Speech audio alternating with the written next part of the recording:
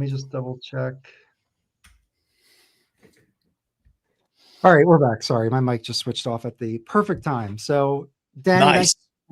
we got the Classical Bums live stream up and running. We have the link out there, so we're expecting a few other people to join us. Danny, thank you for jumping on. I did want to start this with like a connection. So, like, people who are tuning in right now, you're on the Jazz Bums, channel. This is the Jazz Bum stream, so you're probably into jazz. If you're not into classical, I think one way in is through jazz, and I can kind of tell you about a personal experience that I had recently that I definitely recommend everybody go down this rabbit hole. We have Mark. Hey, Mark. Hello. Mark. Hi, Mike. Good to see you all. It's great to see you, Mark. This has been too long. A long time. No kidding. Great. We have a lot to go over. There's a very important question to be asked right away. What's Danny, that? What's going on with the hair? I love it. Last few times I kept thinking, hang on, is there an imposter who's taken his place? Let's kick it off with the important stuff. Yeah. That's funny. No, it's funny. I was telling Mike, I was born a blonde. And then when I went to Hollywood in the 90s, I became a blonde again. And then my birthday's coming up, and I was like, you know what? The hell with it. I'm just going to go platinum blonde this time. Excellent. So I love it. Yeah, that's what I did. Didn't tell my wife. I walked in, and she's like, "Oh, hey, what happened?" I bet she was thrilled. Yes. All right, so we're definitely going to have some other folks join as well. I think we're getting Greg from Flowering Spikes, which I hope he joins because there's some cool stuff that he's up to that I want to go over. Absolutely. And Michael Johnson is on his way. Yes, and critical. So we're going to have a really good panel.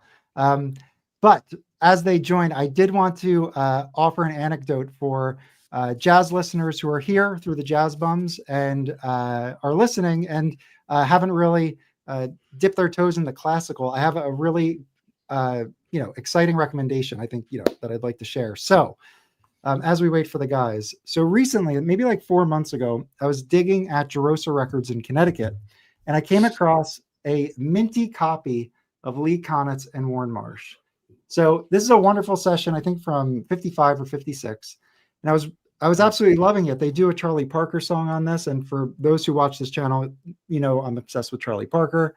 And they have this song called 2 is 1. And it's a wonderful track. And I was just loving this. It was like a different kind of cool jazz sound. Hey, Michael.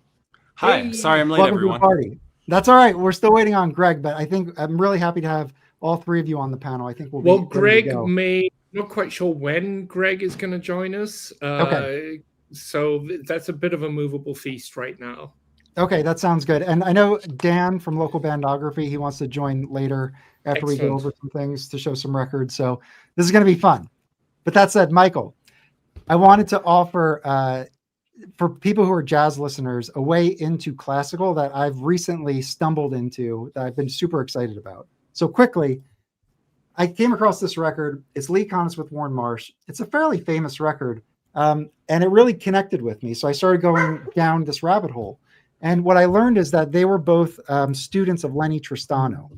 And if you watch that name rings a bell. I've been talking about Lenny Tristano for like the past 4 months because of this. I won't go into his background, but the thing to note is they were students of his. And he would, he basically would have them practice counterpoint. And on this record, they practice counterpoint. Well, not practice, they perform it on a track called 2 is 1. And then it's also weaved in throughout.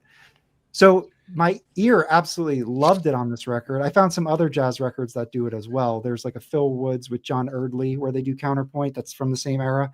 But the thing is, I was learning about Tristano, and what he was teaching his students were basically to analyze and practice Bach fugues, the inventions, the two-part inventions in particular. He would assign them, as well as the well-tempered, he wouldn't assign them, but the well-tempered clavier is another counterpoint piece that I've been listening to. So the thing is, basically, this record got me down through Tristano through to Bach, and I've been listening to, because I've kind of always listened to some Bach, but never the counterpoint, like never just like the two or The keyboard music, yeah.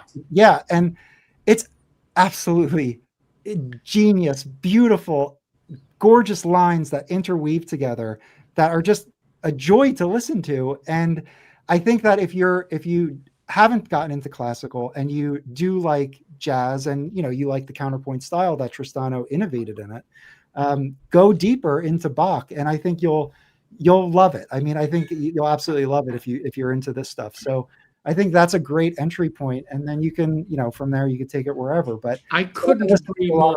I think it's a fantastic tip. I'm sure Michael and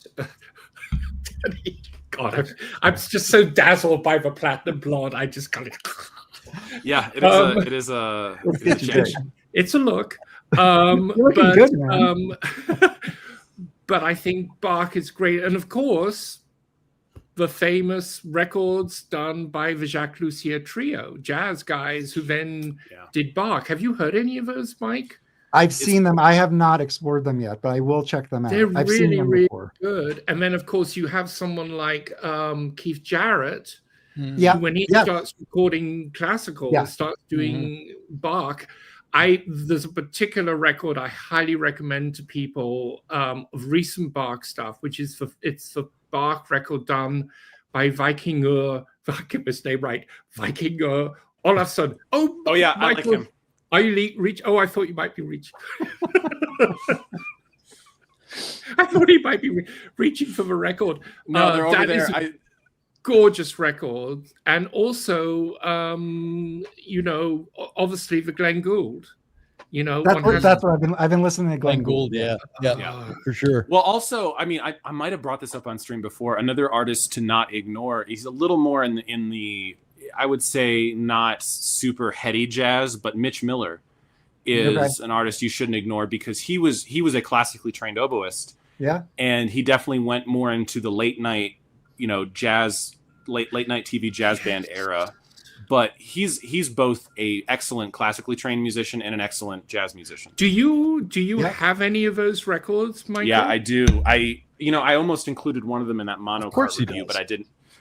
It's somewhere over here. Give me 1 second. See, now he's actually moving in a day or two. I'm actually surprised to see anything up there. But and let me tell you, Mike, I just picked up, and I'll have to go. I haven't brought them down. I'll show them later if we have time. I think I just picked up a Lee Konitz record from Greg's store that he recommended, and it had a really Bernard Herrmann-esque quality to it. I'm pretty sure it was Lee Konitz. Yeah. When you get a second, grab it. For Mitch Miller, he played with famously played on Charlie Parker tracks for Norman Granz. So the Verve side. This is a really great record. He played with Parker. Oh, Percy Faith and Mitch Miller, Music Until Midnight. Oh, that looks wonderful. And you can get this. I got this. I think I got this for $1. It's incredible. I'm sure. Wow. Yeah, I think this. I'm pretty sure this is a 6i. Yeah, it's a. Oh, that's beautiful. Look at that. Is it a stereo or a mono? Mono. It's mono. Yeah. Michael, check this out. So this is Charlie. Oh yeah, Charlie Parker with strings. I've got that in the. And there he is. Yeah. Oh my God. Playing oboe right on the cover. I mean, Mitch Miller on the cover of a Parker record. Yeah, that's Mitch effing great. I believe Mitch did for a time study with Tabito. I'm trying to remember his biography. Now, another thing about Mitch Miller is he fired Frank Sinatra, I'm pretty sure. So Sinatra had no love for him. Excellent. Too funny. And he lived to tell the tale. Oh my God. I'm pretty sure. Correct me if that's wrong, but I'm pretty sure that's right. I don't know.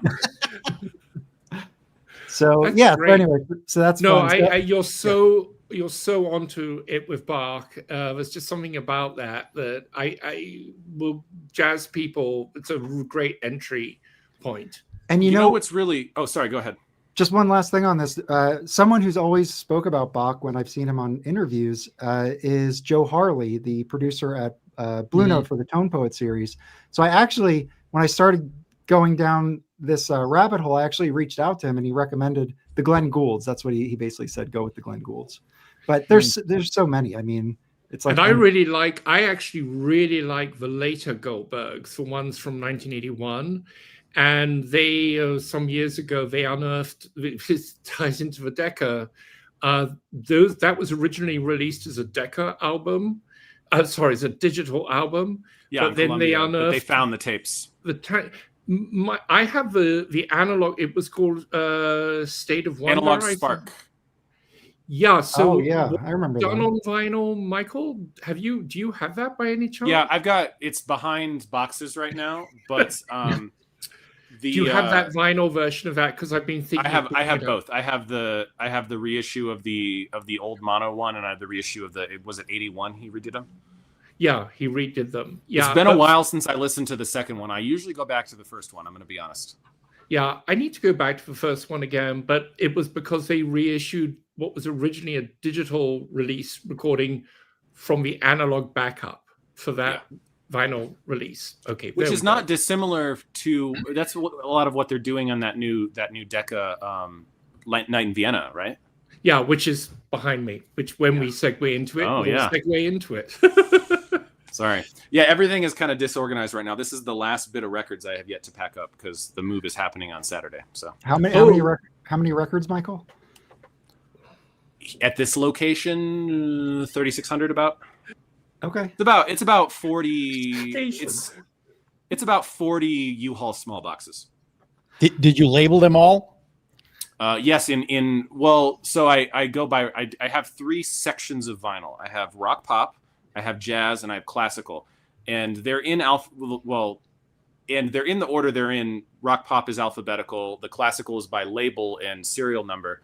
But when I put them in, I put them as like rock pop 1, rock pop 2, rock pop 3, and I number the boxes so that I can just open them up and put them right back on the shelf. Now, Michael, I feel like I've traveled with you throughout your move. So like, I think it may have been earlier, but I think you were in Phoenix. You were like in Arizona. Yeah, I had 2 moves in Arizona. And then you went to LA? Brief move to LA.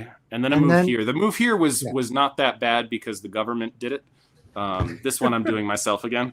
Now, only to outdo you is Danny, who has moved from LA to Europe, back to the Northeast, and now not just to Europe, you're moving to as Hungary. well. I know, it's been crazy with 10,000 records, and all your equipment. Shit. What's that? And you did your room and everything. Yeah. Yeah. Hey, it's all good. You know, I gotta say, I really like the aesthetic of the new room. Although it's not new, and you're leaving it soon, right? Yeah, next year. Yeah, next summer. Well, and enjoy it for now. Yeah, exactly. I do. I really do. It's really cool, and you know, it's a cool place to chill and relax. It really is. But anyway, it's all good. So speaking of aesthetic, I'll just transition into some little promos here. So, who we have joining us is Danny K from Sonic Flare. So this is his YouTube page. Everything's linked in the description. I encourage everybody to follow everyone's channel on screen. They're all brilliant channels, and you can see Danny, like, even through his thumbnails, there's like a certain quality aesthetic that he brings. You know, good looking thumbnails. I try. Yeah, you have a better filming setup than I could ever have. Yeah, although with the new space, I do want to get some light boxes so I have better lighting. But lighting is key. Yeah, I've got this stupid ring light over here, and that's what I use for a lot of my videos, so I can film and not have to worry about the angle of the sun as much.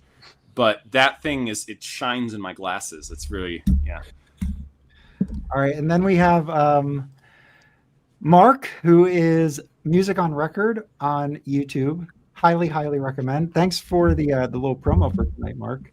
Not at all. And note my thing is Gromit doing the HMV dog thing.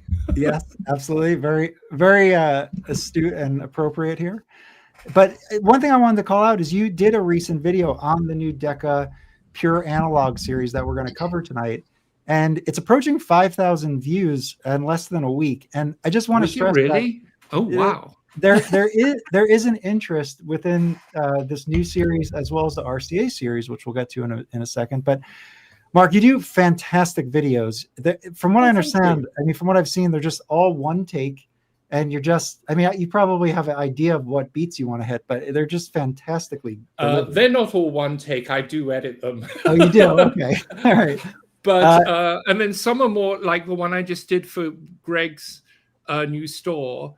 Then I can actually do a little bit of filming, which is fun. If I had more time, I would really be out and about, because I used to make films, so it's and I hadn't done it in so long, and this provides a great way to do that. And I urge people to watch this. Greg's store is incredible.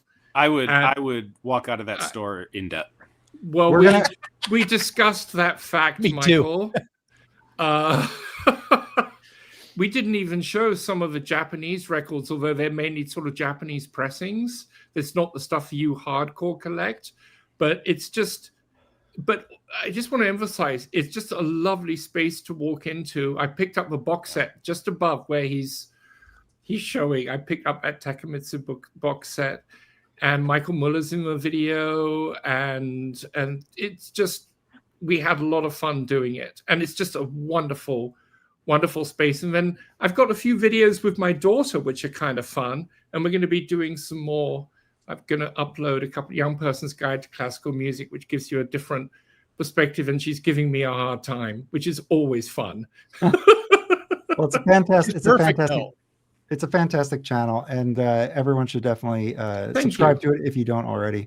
And then finally, yes, we have Mr. Michael Johnson, Poetry on Plastic, superstar channel, just ground zero for all of us. Ground zero. And you could see now he covered the new 45 Living Stereo by Analog Productions, and that's also above 4K views.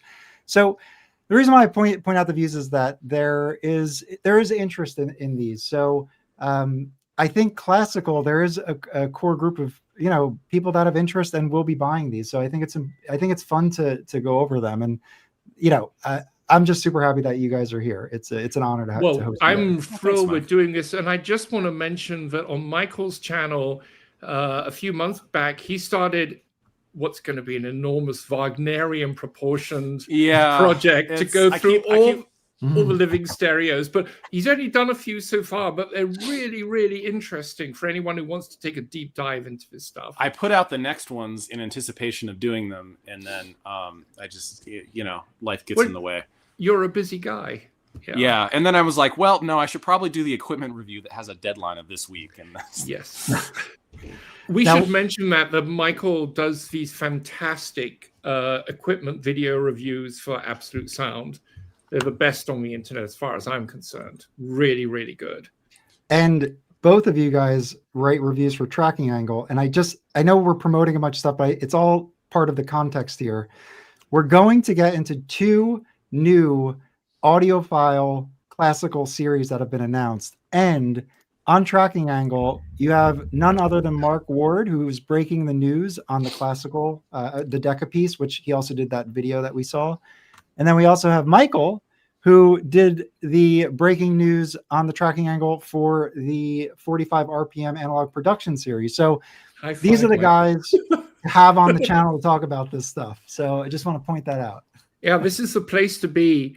And I have a great backstory for that Decca thing, which I maybe should jump in. Yeah, let's do it. So actually, we were all, I'll say it very quickly, we were all set, so I'd heard intimations of this series going back several months.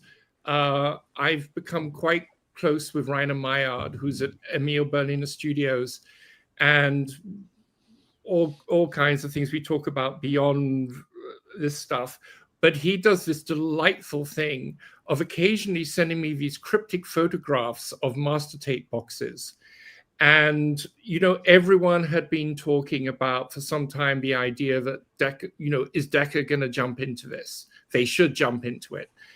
And he started sending me these cryptic photos of Decca master tape boxes. And I sort of went, ooh. And then I got an official email from Johannes at Deutsche Grammophon. Now, Johannes Gleim at Deutsche Grammophon is the executive who shepherded the original Source series and got it going after being pestered for years by Rainer to do this. And we have to give full credit. It's his success in getting it done, getting it marketed, and making money that the series has continued. And then as a result of that, Decca started to look at all this. And I got an email from Johannes saying we would love Tracking Angle to do the story on this, just like they did with the original Source. We're going to be recording a video in about a month or two all about it with the interested parties. But he said, we want you to run this. You run it a day early. So there I was. I had everything set to go. And then suddenly I got word that word had leaked on a dodgy Korean site. Well, yeah, it went from the Korean site, and then that went onto the Hoffman forums, and people I saw people were tagging you, and it was like, yeah. So, and we had the Hoffman Dean over at the Hoffman forums was all set to, I give him advance notice to get, because this is everything these days is intertwined, as you guys know, with the jazz bumps. This stuff drives sales, and this means that we get the records that we want to get. So anyway, so there was instant panic. So there I was at 2 a.m. on whenever it was Wednesday, 2 a.m. or something like that, emailing the folks at Decca. They had no idea this had happened. And so we had to do this mad rush for them to get the links live on their site. And then I had to go to bed. It was 3 a.m. and I handed it over to Framer, and then Framer was able to coordinate. So we actually published a day early, which was kind of fun. And I had my article ready to go. And that's how the news broke. But if you want a little bit more background on all this, I can also give you a bit more background. Do you want to hear some more that I didn't talk about so much? Yeah, I mean, the little bit that I watched your video, of course. I read the article. And then I've been listening to these 3 titles, like just streaming them. And also just the details, like there's unique like things to these reissues that make them kind of different than everything else. And it's not just because it's, through somebody's mastering chain. It's really kind of special. So yeah, let's jump into it. Well, it's special in the way that the Deutsche Grammophon records were special, which was that no one knew that or not many people knew that these records from the 70s had actually been recorded with 2 surround tracks. And what Rainer had developed was a mastering system so he could master directly, without a mix down to stereo, directly from both 4-track, and then he developed 8-track capability to mix directly, going straight to the lathe. And this is really quite something. And he has this brilliant partner who I just think is one of the reasons these records sound so great, Sydney C. Meyer. She's an amazing cutting engineer. She spent a year with Kevin Gray learning more about it before she went back to Emil Berliner Studios. And she said, Emily Berliner Studios is actually in the same building where David Bowie recorded his Berlin, the first, Low and Hero. No way. They're literally in the same building. And I sort of fantasize about the staircase where they uses their echo chamber is actually being used by Tony Visconti on those records. I don't know, but I fantasize about that. But looking back, famous story about the lyric in the Bowie song where he says, "I saw you kissing her by the wall." That's a very famous, because the studios is right where the wall used to be. And the famous story is of Bowie looking out the window and seeing Tony Visconti kissing his girlfriend outside by the Berlin Wall. So I have fantasies that they can actually look out of their windows into the same spot and all of this. Anyway, they're in that space. And the thing is that those Deutsche Grammophon original Source, why they are so special is you're hearing the master tapes in a way on record you've never heard before, without any limiting compression. Because when they did the original records, they did mix downs to stereo, and then they cut the dynamic range so they would get consistency over different pressing plants around the world. So you never actually heard what was on the original master tapes. So fast forward, and Decca, which we all know that actually existing Decca records going back to the 50s are audiophile gems as is. what's special about this series is they are like Deutsche Grammophon. They're starting from a slightly different place. They're focusing on 3 areas, and all kudos to the head of A&R at Decca, who's a guy called Dominic Fife. And just to rewind a little bit, in the last few years, Decca had done some very, very high-profile reissues of key classical albums. They'd done the Wagner Solti Ring, that's 4 operas. They'd done the Britain War Requiem. In both those cases, they had to do work on the master tapes. So they'd created new digital masters, and they'd done CD, SACDs, which sound fantastic.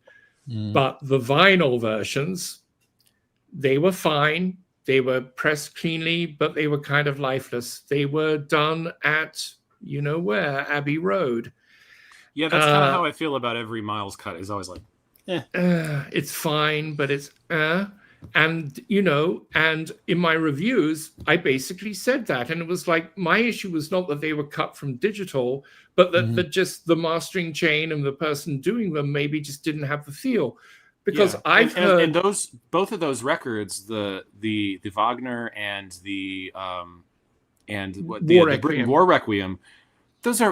I mean, they're not inexpensive to pick up, but they're less than the cost of the new one. Oh, yeah. I mean, actually, I did a very detailed breakdown on both of them in Tracking Angle, and you can go and read those articles.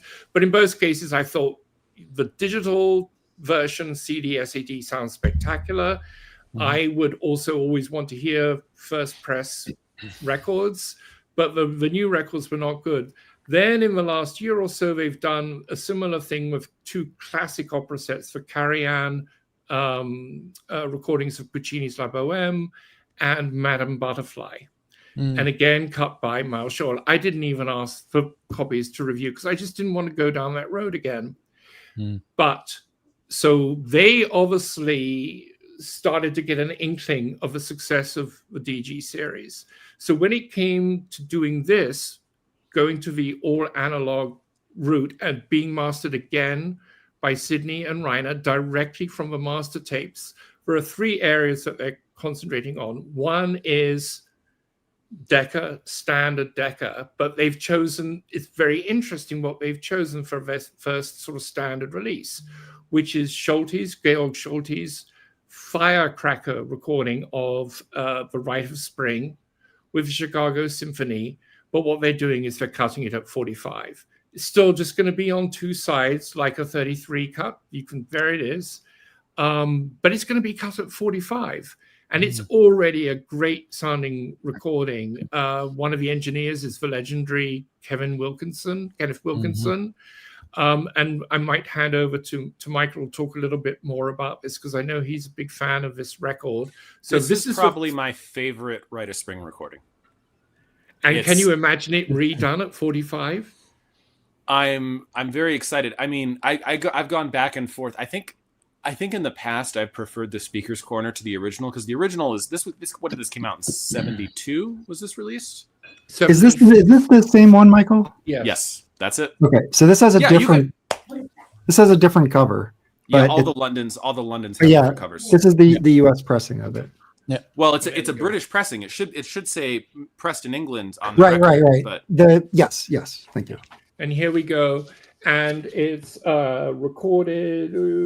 The producers, it's all the classic Decca people. Ray Munschel, engineers James Locke, Kenneth Wilkinson. Recorded 1974. Interesting thing for the real people who are obsessive about this stuff. Unlike the Fritz Reiner recordings, which were recorded in Chicago Symphony Hall, this, like most of the Solti records, was done in Medina Temple. Have I got that right, Michael? Medina is right across the street.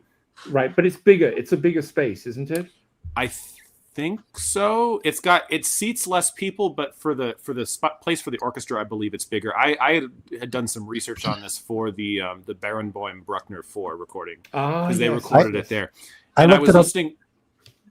Sorry, I was just going to say it is May 14th, 1974, Medina Temple, Chicago. And it was directly to 2-track stereo master. So here we have a situation. They're just going from a regular 2-track, because Decca never did surround. Well, actually they maybe did, but they haven't. They know they did for some, but they haven't found any master tapes. But the Decca records sound phenomenal. They just do, of all eras. They are completely collectible, and then you've got reissues by Speaker's Corner, etc. But Michael, you say you preferred the Speaker's Corner reissue. That's interesting. It's been a while since I shot them out. I've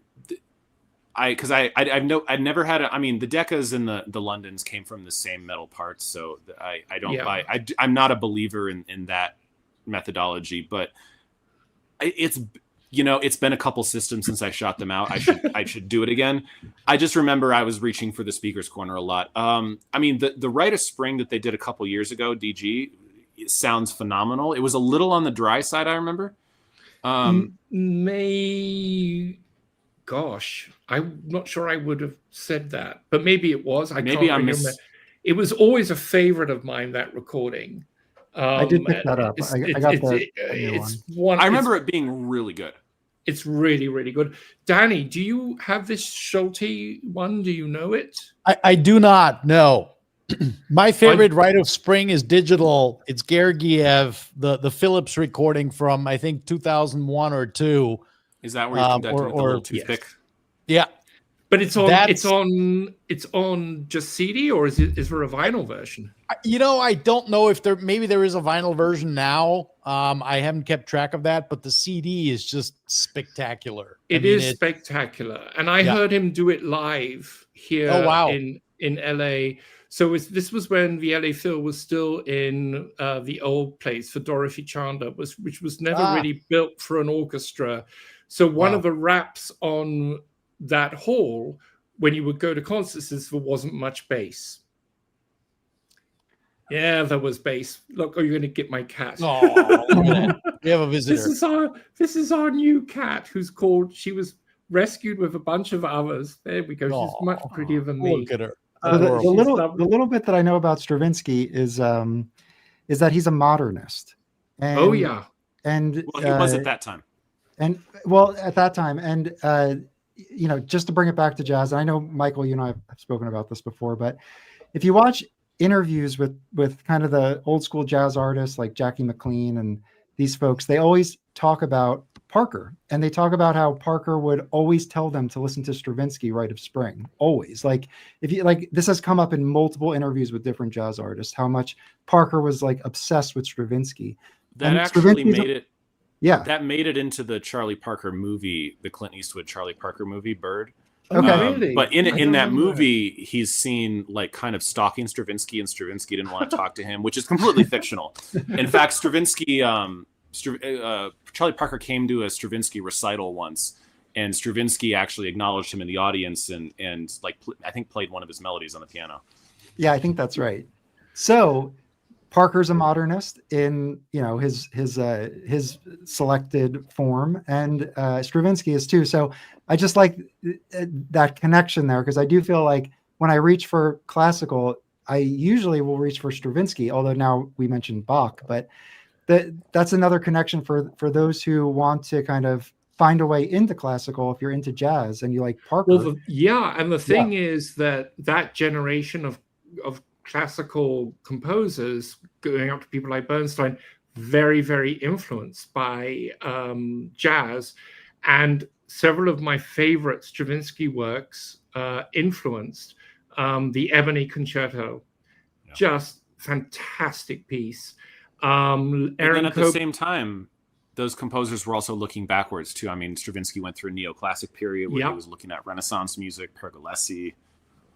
Yeah, it was all kind of, they were trying to figure out what on earth to do, because basically Schoenberg and co. had detonated traditional classical music and traditional tonality, which a lot of people just didn't want to listen to that kind of serial music. These guys were trying to find, okay, so what do I do that's relevant, that's going to keep me interested as a composer, but that people are actually going to want to listen to? I have to feel that there's a part of that was in there.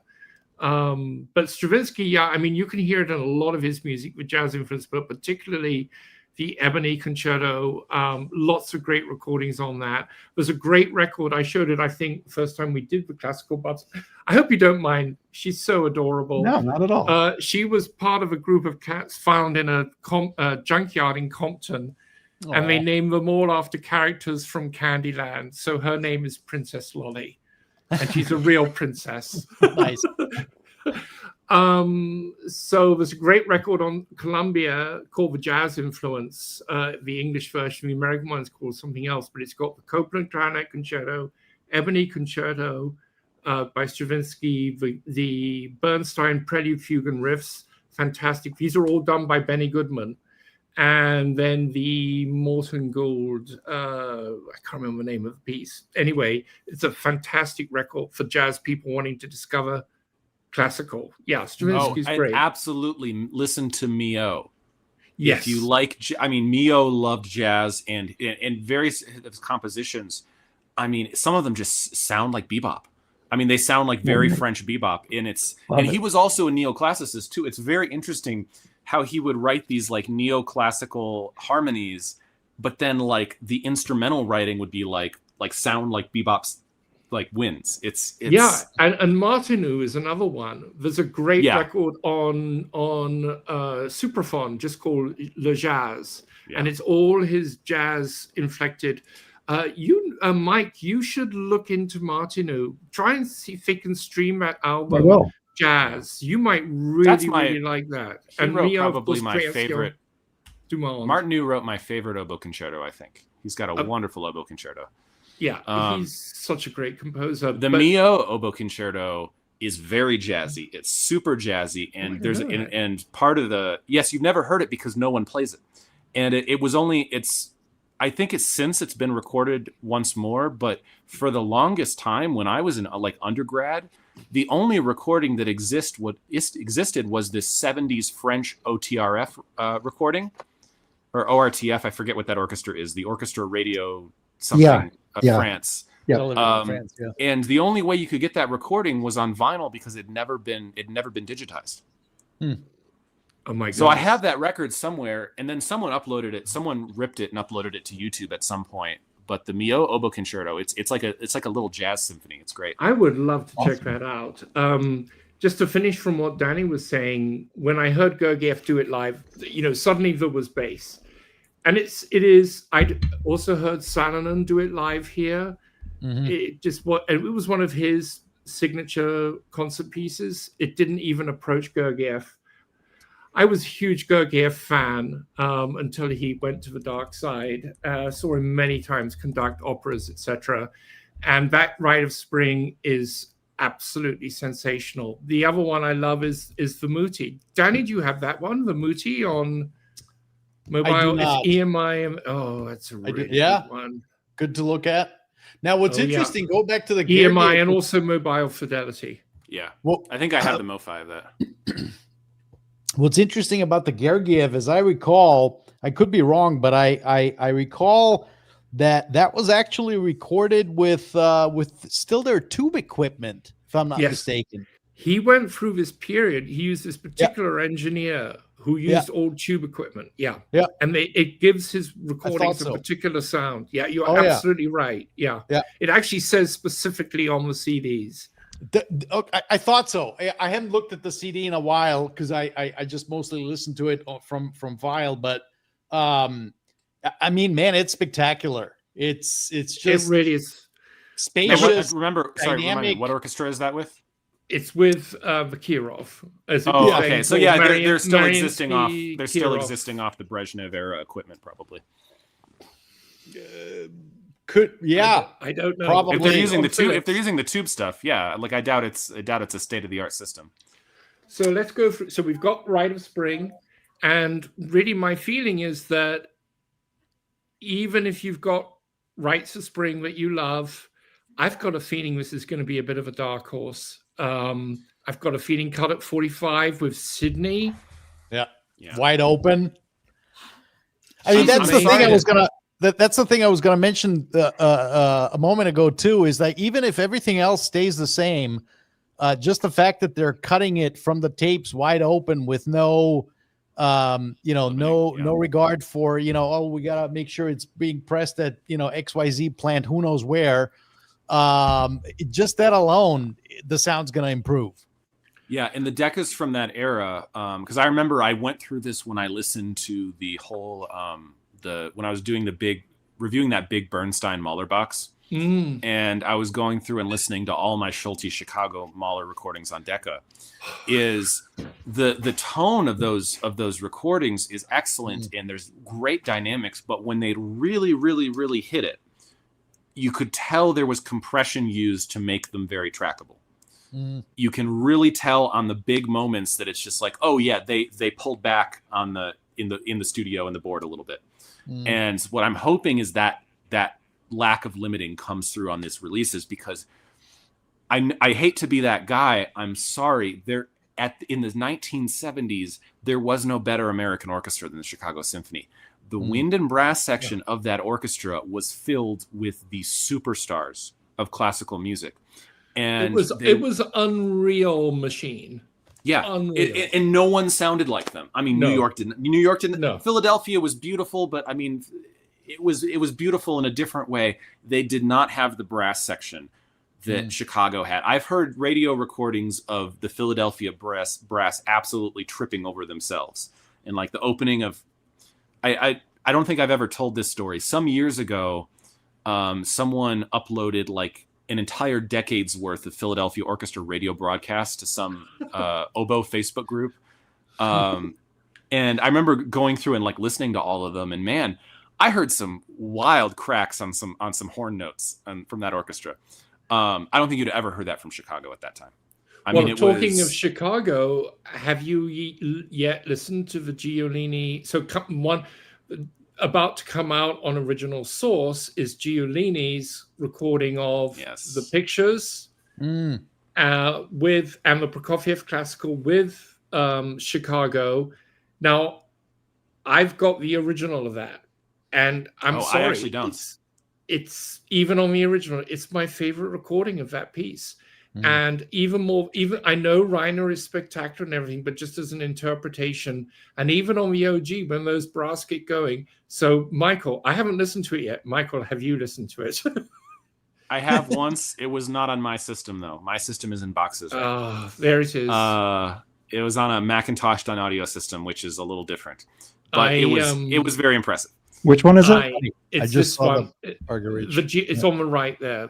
I'm still polishing the review on it, but I will say that Archiv reissue they did of the Bach suites. That is one to get. It's one to get. Really? It's available right now. Yeah. So Michael, I'm behind on the review, but it's so you just to clarify, Michael, the first two you can publish whenever. It's the next two you have to wait. Yes, I know. Okay. I just submitted a amplifier review yesterday. So yeah. As far as I know that Reiner has fine-tuned his Original Source equipment over the last year or so. He's been able to fine-tune everything. So a lot of the things that Michael and I found problematic in the early releases, they now really can address. Yeah, I haven't encountered really any good issues in the recent Original Source pressing. They've all been great. Now, Optimal has had some issues. Yes. And in fact, one of the solo piano record I got was badly damaged. The Gilels? Yes, the Gilels. It played okay, but I mean, I looked at the surface and it was like, oh wow. Yeah, that's so they've and it's been acknowledged by Optimal and Deutsche Grammophon. They had a problem with their inner sleeves, which would degrade and then damage the records. So they're trying to deal with that whole issue. I thought it was only affecting the Schoenberg box. It didn't feel chemical. It was micro scratches. That's the problem. The problem. Yeah, but it really didn't. It created I don't think I would have noticed it if it were a big orchestral piece. With that recording, I noticed it a bit, but it wasn't. I would have still called it a clean vintage pressing. Does that make sense? Yeah.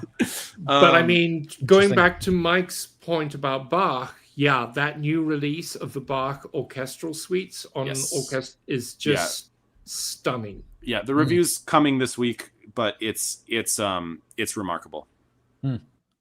It especially side 2 with the percussion. Oh my God. So for people listening in, this is the reissue on, what's the series called? It's the DG Original Source. Deutsche Grammophon Original Source. That's the highly limited edition. You don't want to get yeah, I that was about one. to say that's quite expensive. No. Yeah. It's the regular edition. That one. Got it. Okay. Got it. And you can also get that in American. Yeah, you can get it on Amazon. And previously, you guys, as well as Greg, have told me to look out for these archive production records, saying that the quality is just as good as anything. And I think the purpose is they were, I mean, as the name suggests, they were trying to put together, I guess, music that was less recorded. Is that the idea? No, it's music going. It was basically came into being in the late 50s. Music from the 18th century. Basically, anything earlier than the Baroque period, going right back to Gregorian chant, in acknowledgement of a developing, historically informed period instrument movement. So you had people recording, Gregorian chant, Bach, etc., up until the late 70s on modern instruments, but with awareness of period style, and then the Renaissance stuff being done on old instruments. And then in the 70s, you had groups like in England on Decca, which ties into what Decca may do in the future. You had the Academy of Ancient Music, and then on Deutsche Grammophon, you had the English concert with Trevor Pinnock. It was all the same players in England. They were also playing in other groups with John Eliot Gardner, recording on Erato, etc.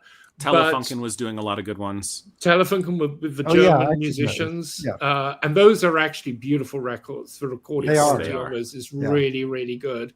And I like a lot of those performances. And Gustav Leonhardt. I have a bunch of Telefunkens of French Baroque chamber music. I have this one that's beautiful. I wish I remembered the name of the performer. But it's them doing the Marin Marais La Folie with En Viol de Gamba. And it's so gorgeous.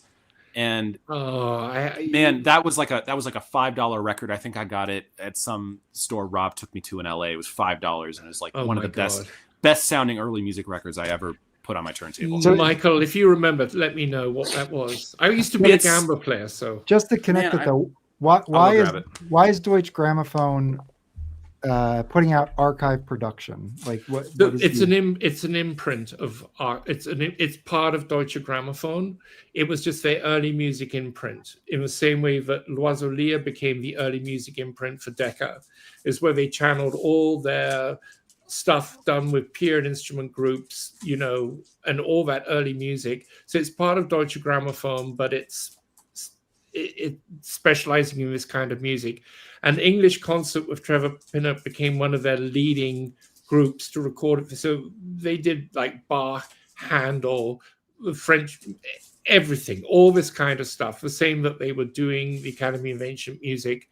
So these 4 orchestral suites by Bach are based on dances with a French overture. It's a particular style, and each suite is with different orchestral combinations. And what Michael was referring to is that the first suite here is a more conventional string-based, but then the second suite, when you flip it over, yes, with Jordi Savall. Jordi Savall, yeah, Hopkinson Smith, nice, yeah, that I have to get that. This is actually not Telefunken. It is Telefunken. It is De Salterwerk. Yeah. I used to play some Marais. I've played this Foley. Not only did I write a term paper on the Foley, but because it's very funny because it's actually it's claimed to be a Renaissance melody, but the form is from the Renaissance, but the melody actually came about in the French Baroque around the time of Lully. Anyway, long topic, but one thing that's nice about that, I don't know about that specific Telefunken, but the Telefunkens I've seen, as well as these archive productions, is they provide a historical context. So, yes, this was the start of really scholarly liner notes, really talking about the scholarship behind the music. It's very fascinating stuff. You learn a lot reading this. But anyway, this is I mean, a lot of instruments play this piece because it's for treble instrument or in basso continuo. Originally, it was intended to be performed by viol da gamba, but you can play it on flute, oboe, violin. It works, and it's just a wonderful, infectious theme and variations on this Foley melody. Yeah, it's the French stuff is absolutely wonderful, and so you'll hear the French influence in the Bach overtures.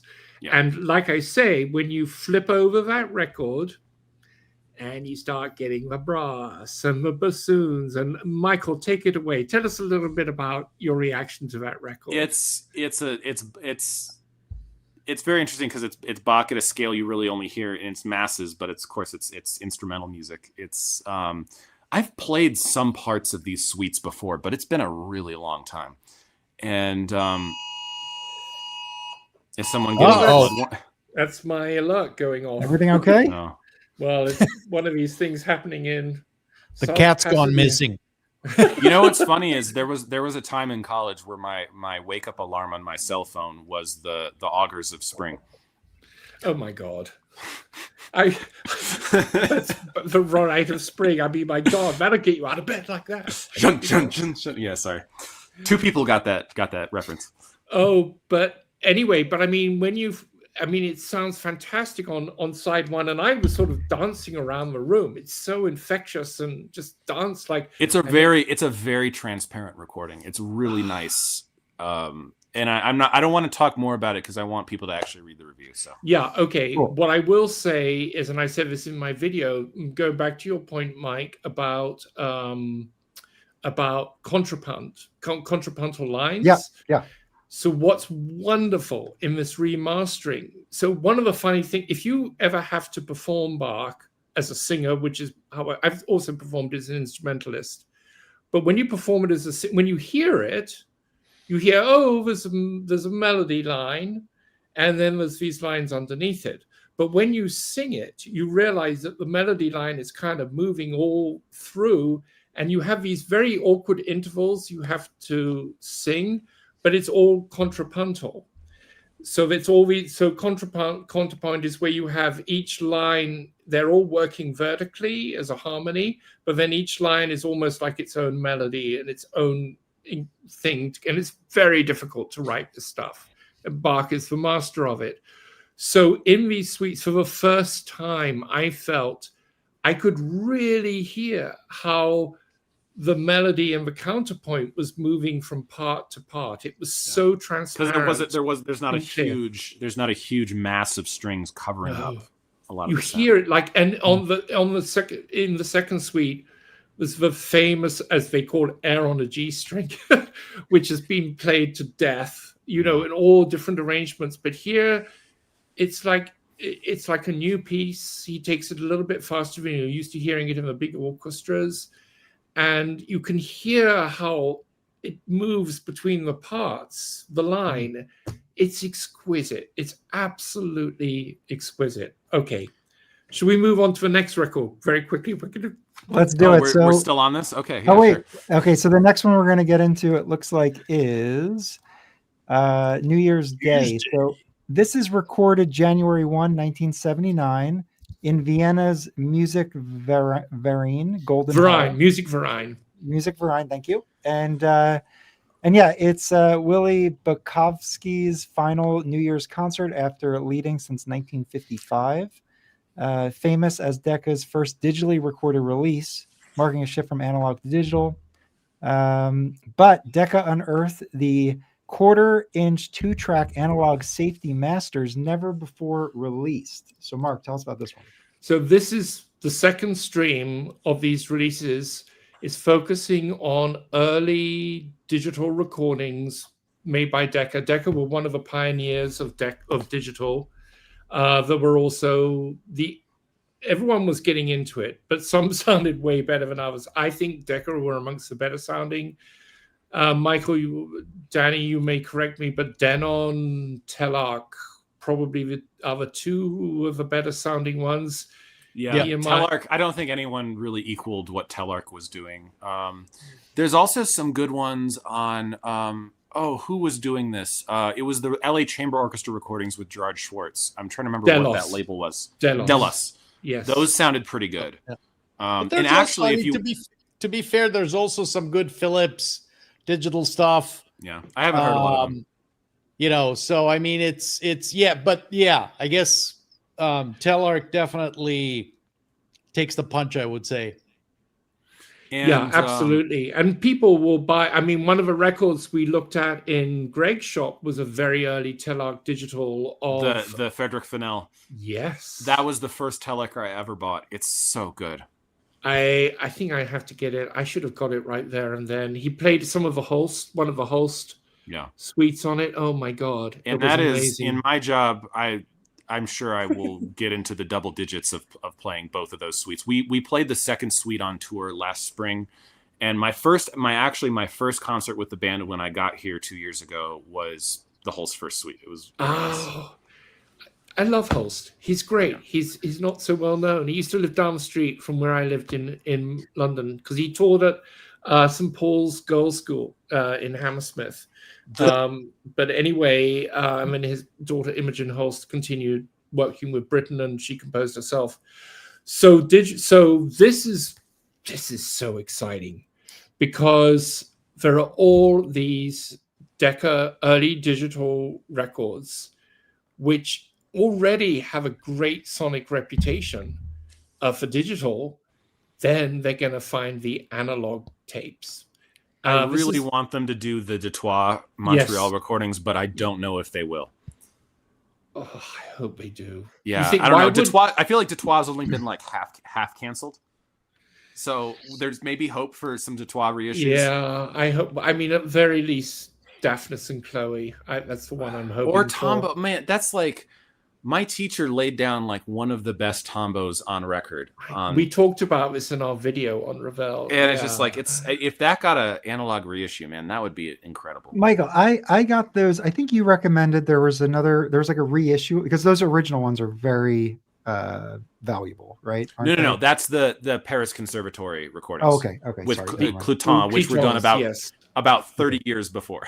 Okay, all right, never mind that. But no, these Dutois are very, very well thought of sonically as well as musically. Go ahead. No, Michael. these were recordings that Decca did on digital in the mid '80s with Charles Dutois in the Montreal Symphony, and it's all mostly a French repertoire. They did like the Saint-Saëns organ symphony. They did all the Ravel's orchestral stuff. They did Debussy, and they're all absolutely incredible. They were Decca found their new version of Ernest Ansermet and the L'Orchestre de la Suisse Romande. Those records from the 50s and 60s remain amongst the most desirable Decca records. I find them sprinkled with fairy dust is what I like to say about those records. But the difference is that the players in Montreal were a lot better than the players in the OSR. Yes, and we don't have to put up with that thin, reedy oboe sound. But let's just talk about this one. This was the first commercially released digital recording, recorded live at this concert. And this is the big concert where they do all the music of Johann Strauss and his contemporaries. So we're talking the Blue Danube, Radetzky March, and all this stuff. The conductor is Willy Boskowski, who was actually the concertmaster, the leader of the orchestra. But he had started doing these records as conductor with Decca in the 60s of records of Strauss.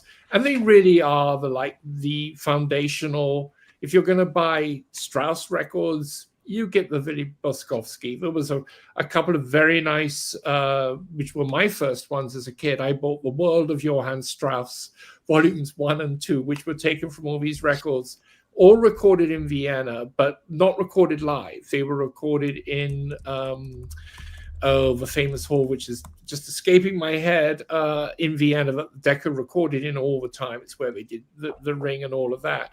Anyway, for this, it's a live recording. Even in its digital version, I cleaned this up a few years ago. It is so much fun. It, just so lively. the recording quality is superb, even for digital.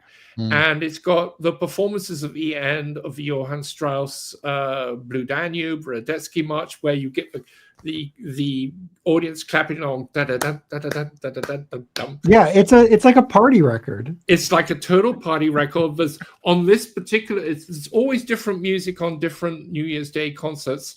I grew up watching those concerts. Yeah, they're on PBS every year still. They do a couple of highlights of the Pizzicato polka is fantastic. And then the chase, the hunt polka, and they fire off guns, and the audience just goes crazy, like this.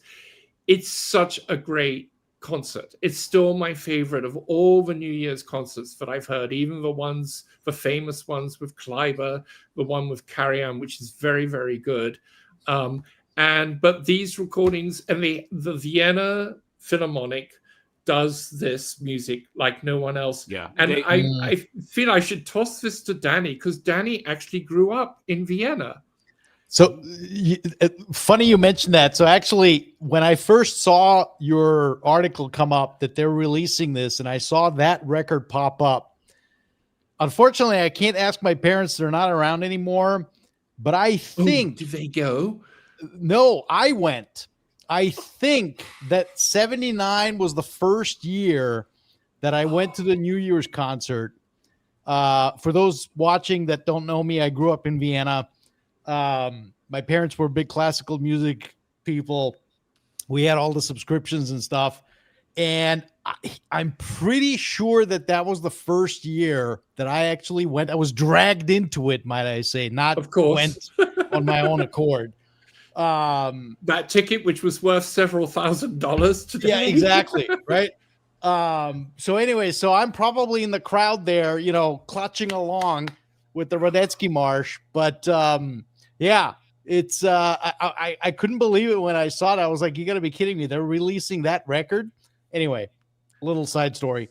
And Dan, didn't you grow up friends with a great jazz musician? Art Farmer. Son? Yeah, Art Farmer's son, George Farmer. Yeah, Art lived across the street from us. So Art married a Viennese lady back in, I think it was 72. And they had a son, George. He's a bassist on Broadway as we speak. I'm still in touch with him. In fact, he toured us through Disney Hall a couple of years ago. They were performing The Temptations. Yeah, Art, I used to watch Art practice. It was like I wasn't particularly into jazz at that time. But nonetheless, yeah, it was interesting. That's cool. So do you have this, Danny? I don't. No. So you're going to get my parents had it. I remember the red cover on it. Yeah. Yeah. And this was a huge bestseller. Huge, because it was. Oh, I bet. Yeah. It's old. I mean, the Vienna New Year's concert is extremely popular. Yeah. It's impossible to get a ticket. If people are unfamiliar with this record, if you stream it, you will recognize most all songs. Yeah, I played almost everything on that at some various New Year's gala. You see pictures of the hall. Yeah, I mean, it's one of the most famous. No, and again, I've heard in some of the comments people say, "Well, I'm not that excited about this," but it's Strauss. It's wonderful stuff, and this is as good as it gets. And if the tape is anything like the digital version of this, which is already very good, and it's going to add all that analog warmth. Yeah. I mean, the quality of a recording is just outstanding for a live show.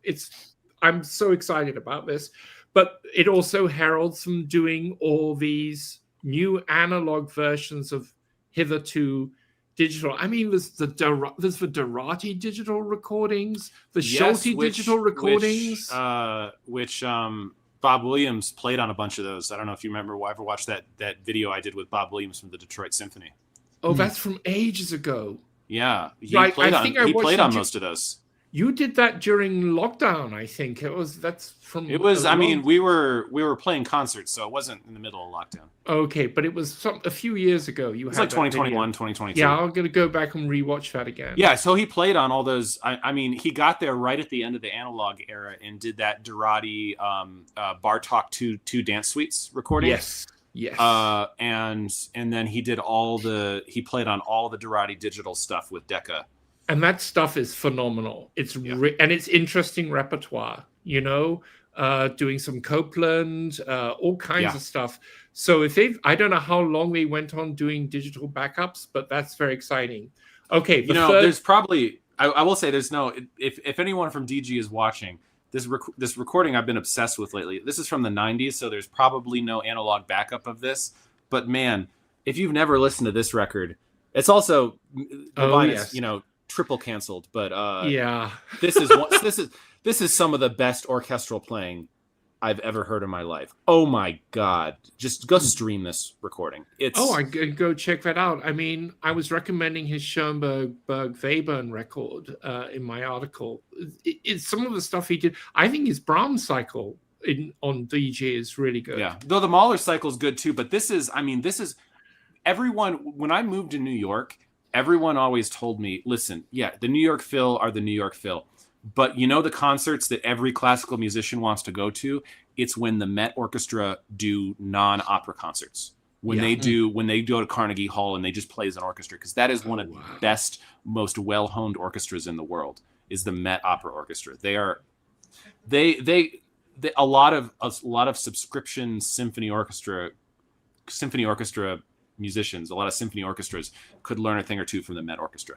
Yeah, Michael, can you just say the name of that CD one more time for people? So the name of the CD is Wagner Orchestral Music. It's with the Met Orchestra and James Levine. They're doing excerpts from Lohengrin, Die Valkyrie, Siegfried. It's like all this like greatest hits of just like pure Wagner orchestral music. No singing. Great stuff. Cool. It's also this is a really good intro to Wagner if you've never really dove much into Wagner, because I always recommend the orchestral stuff before you get into like actually watching the operas, because you get all the like best moments from a 4-hour opera. I'm going to table that for a Living Stereo record that everyone should get, which has Wagner on it. We'll come to that later. But final that they're doing in this series is this. Yeah. All right. Love so this Panelist. one, hold on. Let me just pull up my notes here. I mean, talk about someone getting into classical music and looking for a recommendation. Sibelius is wonderful. Yeah, I'm surprised they didn't start with Symphony No. 2 though, because it's not 4-track. It's only 2-track. So this is Sibelius 5 and 7, Boston Symphony, Colin Davis, 1975, originally on Philips. So this Decca series is covering Philips as well. Recorded at Symphony Hall in Boston on quadraphonic tape, but it was never released in quadraphonic back then. Yeah. This has been remixed all analog. Yeah. And it's okay. So it's 100. It's spread over 3 sides. So Sibelius 5 and 7, and they have Tapiola on side D, which I think is a tone poem. Yes, it's a beautiful piece. And this is okay. So this is Davis's first Sibelius cycle. Gramophone in 1977 called him a born Sibelian, a considerable achievement. Yeah. So again, this is something which people sort of guessed at because there had been some CDs of quadraphonic Philips stuff. A few of them, I think, came out on Pentatone. Pentatone, yeah. I'd not heard any of those. So there was some, they're okay. Some intimate. Well, I think none of the performances were that exciting from what I saw briefly. But this is the thing. Deutsche Grammophon was recording with surround tracks, so was Philips. Yeah. So really what you're looking at here is just another original source record. Yeah. And what they've done is doing it from 4 tracks. Instead of being on just 2 sides, it's 3 sides. So the music has plenty of room to breathe. What's nice about this is you get the 5th symphony, which is one of the really well-known Sibelius second favorite, symphonies. But then 7 is lovely, and it's not so well known. And It is. It's a little less approachable, though. Yeah, but Sibelius is Sibelius. I love them all. And then Tapiola is beautiful. So you're getting this in a beautiful gatefold. Now, Colin Davis is, to me, one of the great underrated conductors. I grew up going to hear him.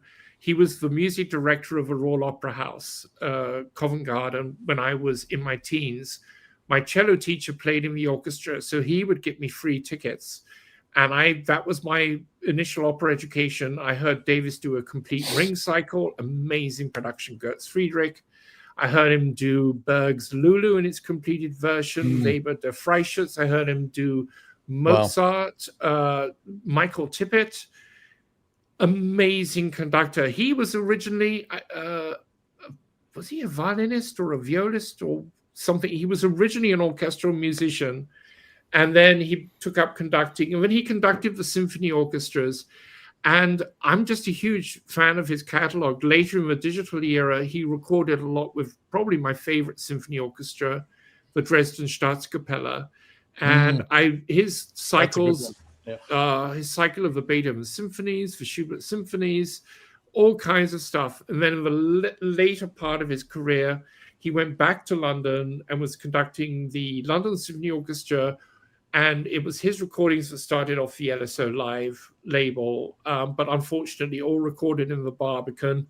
Horrible space acoustically, which they do their best with, but so I think this was his first Sibelius cycle. I think he did 2 others, but this is renowned. And unfortunately, I have the box set. I bought it, I think, in a dollar bin.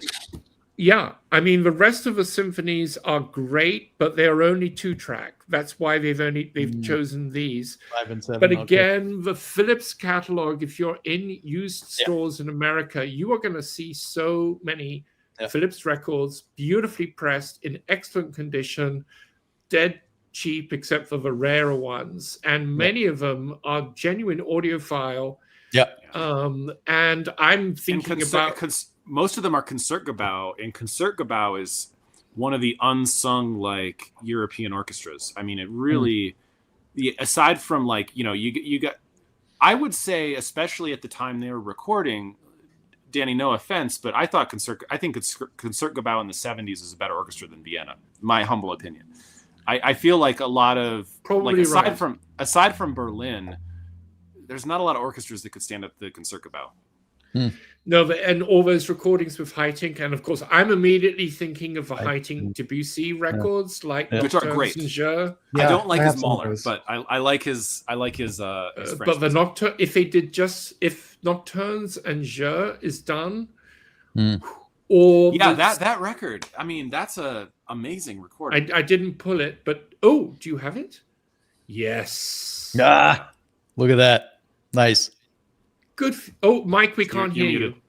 Sorry, I was just saying, Michael, you recommended this to me. It's on Philips, so it's in the catalog. It could be reissued. I hope they do that one.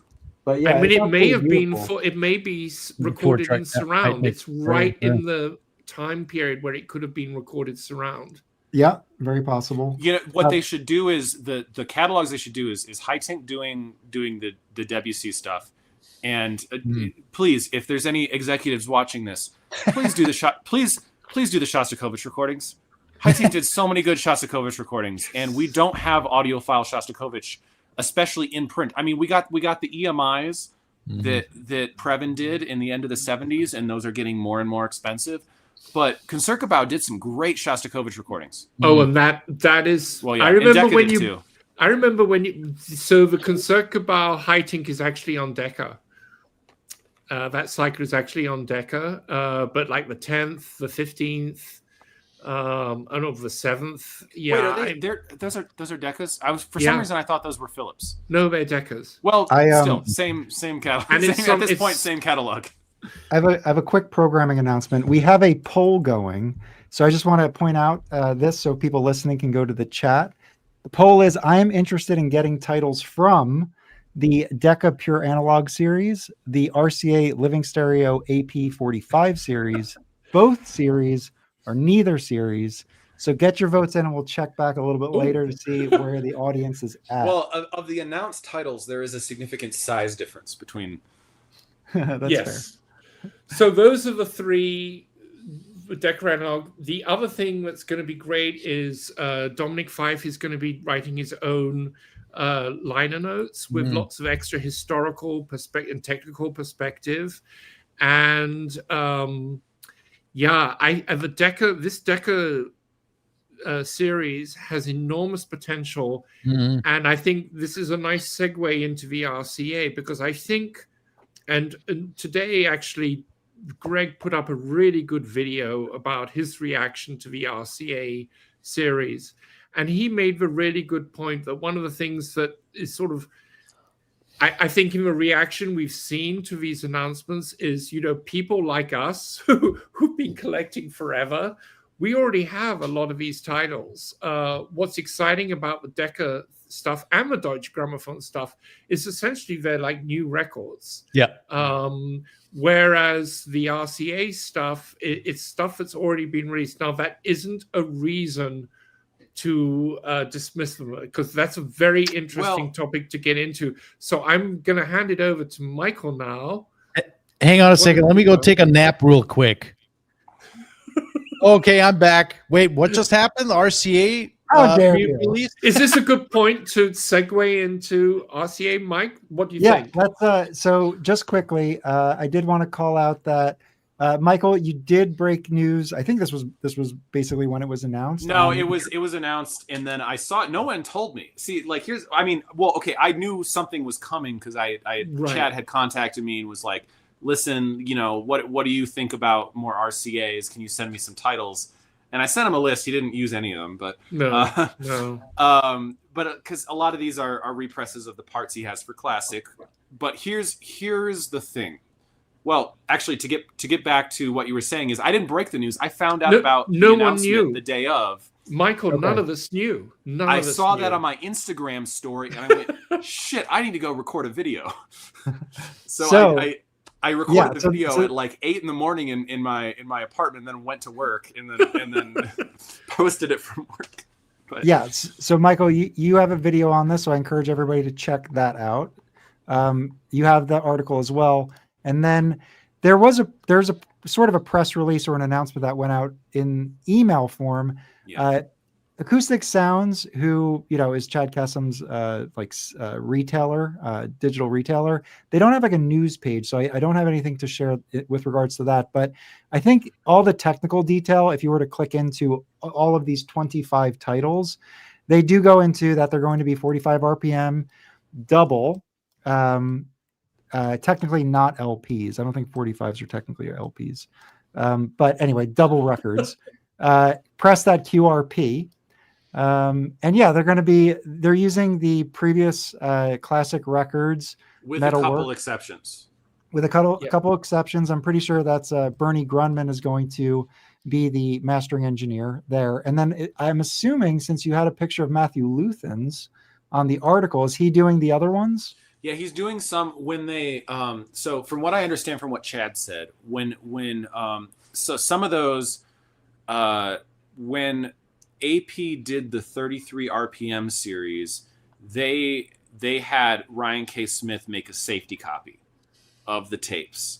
And for some of them, I believe Matt is cutting from the safety copy for the 45s for some of them. And then I think one or two I think one of them, I remember him saying they got fresh tapes for. I'm trying to remember because this was all in Scott's live stream where he talked with Chad about that.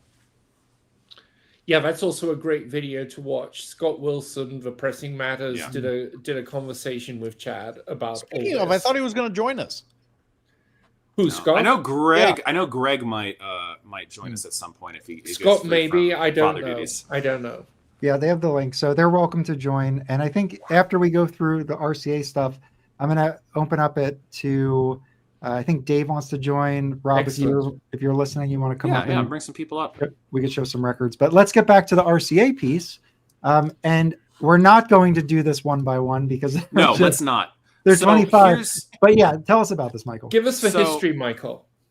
A lot of these are represses of a series that Classic Records did in the late 90s, the 45 RPMs. Were those early 2000s? I'm looking at you two because I think you were around in collecting records at this time, because I definitely wasn't. Yes, they were. They did all the 33s, and then they started to release these 45s. And to my understanding, if anyone knows differently, between doing the 33s and 45s, Bernie didn't upgrade to his mastering. I remember system. hearing that. The thing that really is interesting to me, though, is because the 45s were always considered it was always like a little bit of a toss up of for the classics, is the original better? Is the reissue better? The classics got better as they went on, but you were always kind of doing this with the originals. Now, some of the stuff that Classic reissued, the originals were horrifically expensive, especially back in the 90s, because a lot of people were really collecting. Absolutely. But the 45s, well, it was very annoying that they did them as those single-sided 45s that always were dished, and a bunch of mine have pitch issues. I've got a bunch of Classic 33s that are beautiful, but you get to the end of the side and there's that woodwind chord, and your tone arm's doing this because they couldn't center the record. Sorry, that was a little bit of a off topic. No, it's No, true. okay. And aren't they also are they pressed on Clarity vinyl, the single-sided ones? No. Well, but some of them were some 200 of them. gram. Okay. Basically, it went through a process. The first ones were black vinyl, and some of them, I have some which each have their own, the full sleeve for each record. Then they would do it with just the white sleeves, the three of them, regular sleeves.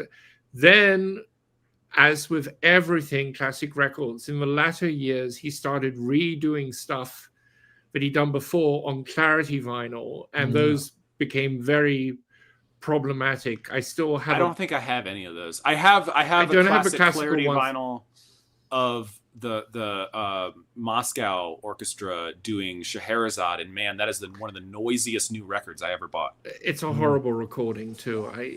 I regret buying that. Yes, I do too. And what's funny is I remember that was back when anyone remember Soundstage Direct? Yes. Yeah. And they went out of business. Yes. I think they did too many returns. Oh my gosh. Because that was back when Soundstage Direct, I always had great customer service with them. So I bought that from Soundstage Direct 15, 20 years ago or whatever. And well, no, not 20 years ago, 10 or 15 years ago. I'm not that old. But I remember I got that record, and hopefully I got that record, and it was just it was clean, super crystalline Clarity vinyl. I put it on, it sounds like Rice Krispie treats. I'm like, the hell? And so I emailed them. I'm like, hey guys, really sorry to do this, but man, this record is really, really noisy. Is there can I get a replacement copy? And they're like, yeah, let me get back to you. And they're like, listen, we tried to find you a replacement copy. We opened a bunch of records and test played them, and they're all like that. So we can't find you a clean replacement copy. We're just going to send you a refund. Oh man. Yeah, I mean, the thing is, a quick sidetrack. I mean, I'm a huge Peter Gabriel fan, so I bought all the 45 RPM classic records of the Gabriel catalog.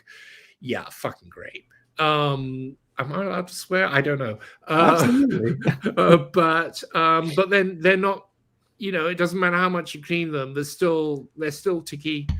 But it's worth it. I bought. It was a crapshoot. It was a crapshoot.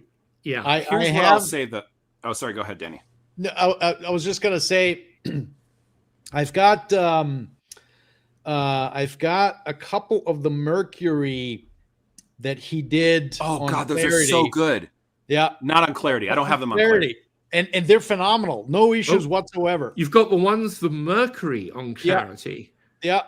And then I have the Mercury on black. He did the of course the bonanza of all classical bonanzas, the Royal Ballet. I've got that on 45 Clarity as well, and it's quieter than a friend of mine's regular black copy. So it was a crapshoot, I think. It really was a crapshoot. However they pressed it, made it, who the hell knows? I mean, I know that towards the very end, they were like just very like literally all over the place with regards to handling the machines, you know, making sure that stuff was stamped properly, et cetera, et cetera. So, you know, it's a crapshoot. And, you know, I feel bad for people that are buying stuff on eBay. You know, the prices are very high. Yeah. And you have no guarantee if you get a playable record. Exactly. So I mean, I did one of the last things I got was the Classic Records Everest set of the 9 symphonies with Joseph Cripps on Clarity. Oh, I forgot that you have that. Oh God, the sound on that is amazing. But it, you know, they're not dead silent, but it's okay. Yep. I'll live with it. It's such an amazing set. But I did want to just make the point that the interesting thing about, before we get into the 45s, with the Classic 33s, I think most people would agree that the very first batch of the Classic 33s, which unfortunately included several of the most famous titles, so it was the Scheherazade, Alsa Sprach Zarathustra, the sound on that is pretty strident. Yeah. As he went along with the 33s, they got better. Now there was a period of time for a good 10, 15 years where people really liked to shit on the Classic 33s. I actually a lot of that was perpetuated by the Better Records guy. Oh, was that? Because there wasn't a lot of information out there on the internet, and this guy was writing like full articles on his website selling his own his own records, being like, no, this record sucks. You got to buy my records. I really like the Classic masterings on the 33s. They have a kind of an energy to them. They're very transparent. They're in your face. But I have an old tube system, so that ameliorates some of that. I can imagine on a certain solid state system, it might be a bit much. But I really, there's a kind of an energy in them.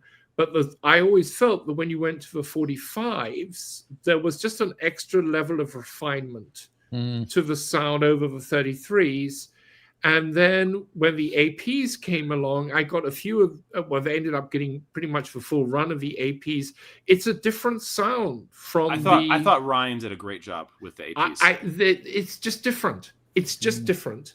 To me, the APs sound closer to the originals with a lot of the stuff that makes, because the classics are, I think, a little brighter. Yes. I think a little bit. Yes. And there is like I think it's, to some extent there's transparency, but there's a dryness that I don't get in the originals that I get in the classics, and I don't get that as much in what Ryan Smith did.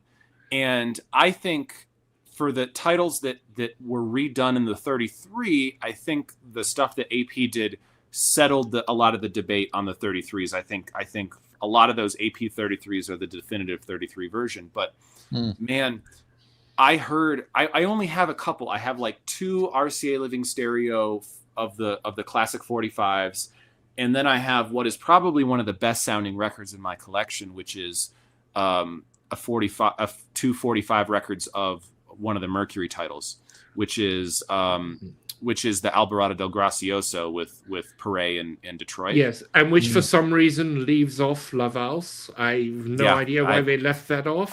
But they kept Rhapsody Espagnole, which is one of the most. I'm sorry, I love a lot of that stuff, that repertoire, but I don't like Rhapsody Espagnole. Does that make me a bad classical musician? Yes, very much so. I never. But that's a beautiful performance. I never listen to that piece. It is. I never listen to that piece. I don't like How listening. Dare to that you? Piece.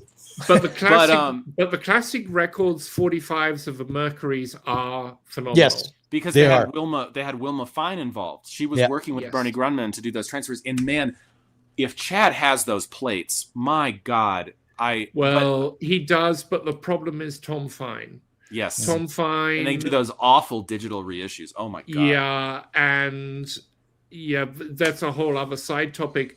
But I think what you said about the progression from, the 1S's originals to the 33s classic to the APs, I think that's a very fair assessment of it. So where do you feel these 45s fit in the picture sonically, because they're different again. It's a different mastering. From what I've heard of the 45s have some of the best sound on some of these like really important living stereo recordings. Like, so I can just tell you right now, anything that the small scale chamber that I already have, I'm not getting in the 45s. Like the hi-fi stuff, I'm not getting on 45 if I have it already on some various 33 version, because I don't think that's really what the 45 mastering benefits. But you can bet Lieutenant KJ, yes, I'm absolutely picking up. Do you have the classic 45 of that? No. I do. No, and they're hundreds of dollars. See, I wasn't around when they were. No, I know, but I'm actually probably going to get that one. I'm most curious to hear the difference. Continue. Even the ones that I have, I don't have complete sets. Like I have the Berlioz Symphony Fantastique with Munch. I only have 3 of the 4 records. I don't have the first movement, which I mean, I know everyone listens to. No, that's the best movement. That and the ball and the ball are the best movements. Yeah. How did you end up with only 3 of the 4? Just because that's what I could afford on Discogs. Oh, because these records, I mean, the complete sets they're selling for $150, $200, and there's no guarantee you get a clean one. And so, if Chad wants to reissue these at $65, by all means, because they're records that people want that he's making available, and they're great masterings now. So Lieutenant KJ, I think there's an argument to be made that they may be the best masterings. Yeah, I think so too. I mean, I have to hear more of them, but like some of those, like the also Sprach, the Bartok. Oh, music for strings percussion. That's the one I'm getting. The Gershwin is really cool. I'm glad they're doing amazing that. record. Phenomenal. Yeah. But even the classic Gershwin is amazing. So the classic's amazing. Yeah, I have the 33 of that, and I found it for $20 in a bin in Denton, Texas, and it just never sold. They had the original one; it was sealed, and I was like, "Yes, that's coming home with me." So many of these are war horses. Oh my God, they're doing the Munch 500. If there's ever a record I wanted to hear at 45 RPM, it's that one. With the organ. So I will probably buy about 15 of these. But I think the important thing to say is we're all seasoned. I'm slightly more seasoned than the rest of you collectors.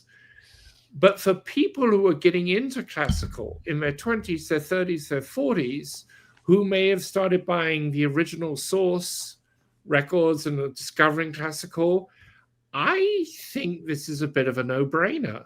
I mean, this is the way to get these titles without paying an arm and a leg. I mean, some of them I would recommend the 33s over them if they can find. If they're available, that's the problem. I guess just quickly, I know we touched on it briefly, but the price points for both of these. So the AP45s are $65 a piece, so you get a double 45. And then for the Deccas, they I think are all either 2 LP or 245. No. The Solti's one record. It's one record. Okay, so that's $50. That makes me nervous. I hope they don't do another Brahms piano concerto. So on that one, the one record is $59 for the Sibelius, which is 2 records.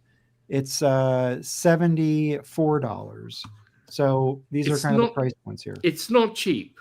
Yeah, I wonder what the price is going to be once the U.S. distributors get a hold of them, because I found that sometimes when I look at the original source stuff online, it'll show in euros a much more expensive price than what we ultimately get in the U.S. Yeah. A lot of that might be VAT.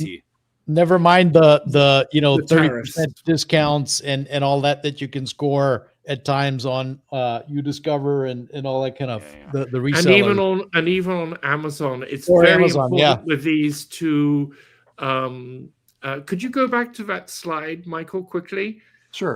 I wanted to ask Michael Johnson, because I was in Greg's store the other day and they had the classic records version of the Rubinstein Brahms Piano Concerto No. 1, and which is 33. And I was wondering, do I get the classic at 33 or do I get the new one at 45? Any thoughts? I'm not sure. I mean, from what I remember, I think I got to the Rubinstein in my RCA videos. I think you did. Yeah. Because I'm trying to remember. It was a while ago. And I remember I really covered this when I reviewed the Gilels, the Joachim. I'm gonna go back and read that. It's a nice, pretty recording. It's not as good as the other 2-track stuff, because this is a old 2-track recording that never got issued originally. Yeah, and it's good. It is good, but it is not like as good as like the Allsprache or the Pines of Rome. What do you think of a performance of a Brahms one? Do you like it? Or I like it a lot. It's more it's a little less sentimentalized and it's definitely not as heavy as the Gilels. No, the Gilels is heavy. Oh, that's interesting. With the AP45, it's a series that you can sign up for all of them? Is that correct? Yeah, and you get like a $5 discount on each record and free shipping. So, and I think to do that, you have to like email subscriptions at Acoustic Sounds or something. Yeah. Okay.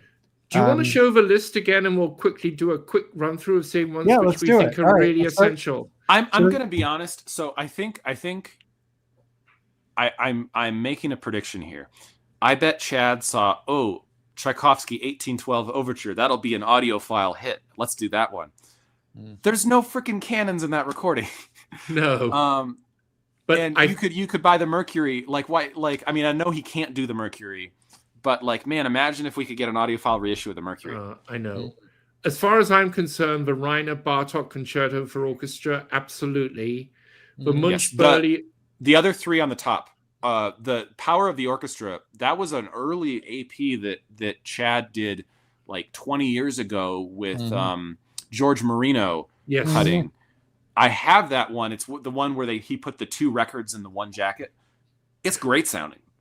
If you've never heard that recording, well, even the 33 AP is great. I mean, there are other versions of that music that I love, but I think the Munch Symphonie Fantastique. I adore the new Ozawa one, which is still available. The Ozawa is a little more finely played.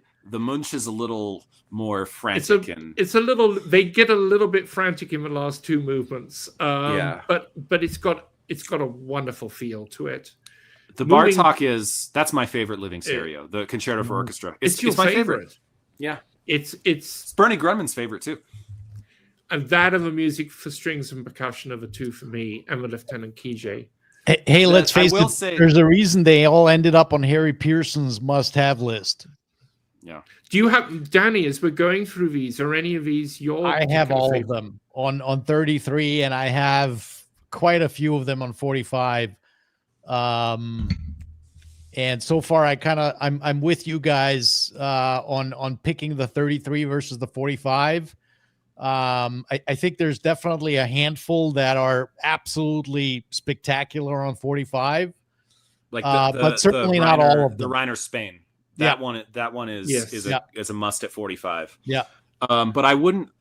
So the Heifetz, there's one Heifetz on there. I think it's the Glazunov. I'm pretty sure that AP is not done. Oh, really? Which one is that? That one? I think it's this one. Yes, the Glazunov. Classic did it at 33 and 45. AP never did it. I will buy that one because I don't have it. Yep. But that's a beautiful piece for Glazunov. Yes, I like Glazunov a lot, and so I'll get that one. The other Heifetz that AP has done at 33, I don't see any reason to get those at 45 if you have the 33s, because the music is not that big and dynamic that you need the 45. Is the Sibelius violin concerto in the 45s? Let me see. That one could be iffy because that one is orchestrated pretty thickly. I've got a feeling it's not in the 45s. No, I saw the Brahms is in there. Which one? Yeah. Which is it? The Sibelius violin concerto, which is probably Heifetz's. If you're going to pick one Heifetz record, that's it. No, I don't think it's there. Yeah. I mean, the Mendelssohn is great, but is that still in print in 33? I have no idea. Some of them are. Some of these are still in print in 33. So it's cool that they're doing the Beethoven concerto, because AP did not do that. Oh, did Classic do it? Classic did it. I have the Classic 33. And I have the Classic. I have the Classic complete run. You know what's funny? I've never played the Beethoven violin concerto, but I have played the piano version. Oh, that's very odd. Yeah, when I was a student at Eastern Music Festival, William, I forget his name, the piano faculty there did the because there's a really good transcription of the violin concerto. It's a piano concerto. Did Beethoven do it himself? I don't remember. I can't remember. But it works really well as a piano concerto. It's great. Yeah, Barenboim recorded it for DG. Yeah. Yeah. So I mean, I think all of us can agree. We wish that he would go into other areas. I mean, he's got do the Juilliard quartet recordings. Do like okay. You want to have some fun. Even some of the ones that were already done by classic that he has the parts for. There's so many great records there. Let's have some fun. I wanna open the list that I sent Chet. Where is it? All right. While you're doing that, let's check in with the poll here. So just a quick primer. This poll is brought to you by Jazz Bums Polling. Jazz Bums Polling is for entertainment only and does not reflect official data or endorsements. Okay, so we have so much fun. We have I am interested in getting titles from the Decca Pure Analogue series. 42% only selected that. The RCA Living Stereo AP45 series, 7% only selected that. Wow. Both series, 39%. So that's good. In terms of our really viewers, good. There's only 11% said neither. So basically a huge majority are interested in titles from these series. So and I think and this comes back to my point of when I've seen a lot of online, I'm not sure about this, or especially with the AP45 series, but there's a bunch of new collectors out there.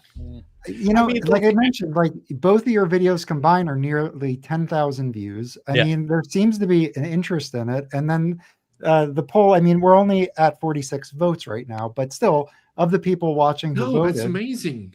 We have basically 90% are interested in something of one of these series. So I think, it's an interesting data point, Yeah, Mike, I think it really is. What's the fastest way for me to get you a PDF? You can shoot me. Hey, we got trouble here. We got trouble. Mike, what did I do? Do you have my email address, Mike? Bored for 90 minutes. Text it in the group chat, and I'll send you an email. Okay. Here's the thing. One thing to not forget is the long legs that will come out of this, right? Because I can guarantee you, you hear any of these at a friend's place or at a show or in a store or whatever, you're gonna be like, I gotta get this. I mean, let's face it, it's the power of suggestion. It's the power of, being in the room, listening to it, hearing it. It's going to be difficult to say no once you hear it, because they really are. Look, at the end of the day, they're all freaking spectacular recordings. Yes, they really are. Of really great music with great performers. Yeah. I mean, there's a reason Hops and picked these way back when. And let's not forget, huge shout out to Hobson, as much as I dislike him personally, but that's a whole different story. Huge shout out to Hobson for risking and betting on this back in the 90s when, he was laughed out of the room by everyone inquiring about this. And Danny, we have Hobson there. Bring him on, Mike. What's up? Well, yeah, no, I agree. I mean, there was definitely some vision from Hobson, as well as folks like Joe Harley, who was working at Audio Quest and pressing on 45 and doing it all analog early on. Well, let me just intersperse here. The reason we have the Deutsche Grammophon stuff is because of the Tone Poets. It's also UMG, the success of Tone Poets, made them look over and go, ooh, we could be doing that. And Rainer Meyer had been on at them for years about it, and they suddenly thought, well, maybe we can make this work, and they have made it work. What's next? What the logical next reissue series is going to be? Phase 4. Ooh, I bet good quality. Well, actually, you know what the best series could be if RCA were to do what Deutsche Grammophon has done. Yes, uncovering the hidden gems on these tapes is the Dynagroove series. Oh, yes. Because Yes. Impex proved this. Yeah. The actual tapes did not have all that limiting crap they Exactly. put in the record. Well, first of all, some of the RCA Dynagrooves, as Rob found out when he got one in a dollar bin a week or so ago, some of the Dynagrooves, even on the Dynagroove pressings, sound really good. They're good. It's a case by case. But Yeah, I think the Sonny compression, Rollins on RCA are on Dynagroove, and those sound fantastic. Yep. the compression that they added to the Dynagroove pressings is not on the tapes. And Impex proved this when they reissued that wonderful Heifetz recording. Yeah. That was a Dynagroove, and it sounds incredible. Oh, it was a Dynagroove. It wasn't not the Lark. We're talking the one they did. The one they did. I know the one you're talking about. I'm trying to remember what it was. It was a chamber. Wasn't it a chamber music? It was a like violin piano. Oh, the trios. Yes. Yeah, I have that. It sounds fantastic. Yeah. It was the Beethoven trio, right? Yeah, I mean, imagine if they would do the Piatigorsky Heifetz concerts. Yeah, there you go. Yeah. So this is Sonny Me Talk, and I'm just pointing it out because it is a Dynagroove. Killer. I bet It's- So Yeah, imagine it's a if they wonderful took the recording. Dynagroove tapes and they did the Previn Rachmaninoff 2 recording, or if Walton they did Symphony 1. or if they did Shostakovich 5 with Previn and the LSO. Previn's Walton Symphony 1. Mm-hmm. Or any of the Morton Gould stuff. That's schlocky in some cases, but sonically unbelievable. Or Unbelievable. Menotti, Emil and the Night Visitors, which is one of the best sounding Dynagrooves. Now, really? So so we'll go for another 15 minutes. We'll bring it to the hour. Rob, I know that you just joined. Did you have any classical records you wanted to highlight? I'll tell a story that Michael knows. So Alex from the Record Safari got a call that there was a guest house full of records, and he went through it, and he says, I left a ton of classical records there. So I went over. The lady was nice. I went there, and when I got there was probably easily over 2,000 records there. Wow. Mostly classical. So I was texting Michael using what knowledge I have, and I pulled out some crazy records out of this place that were all classical. But some I was hoping I'll show a few. If that ever happens again, Michael, since I'm in LA, shoot me a thing. Yeah, no kidding. So I don't know, like Nice. It's EMI.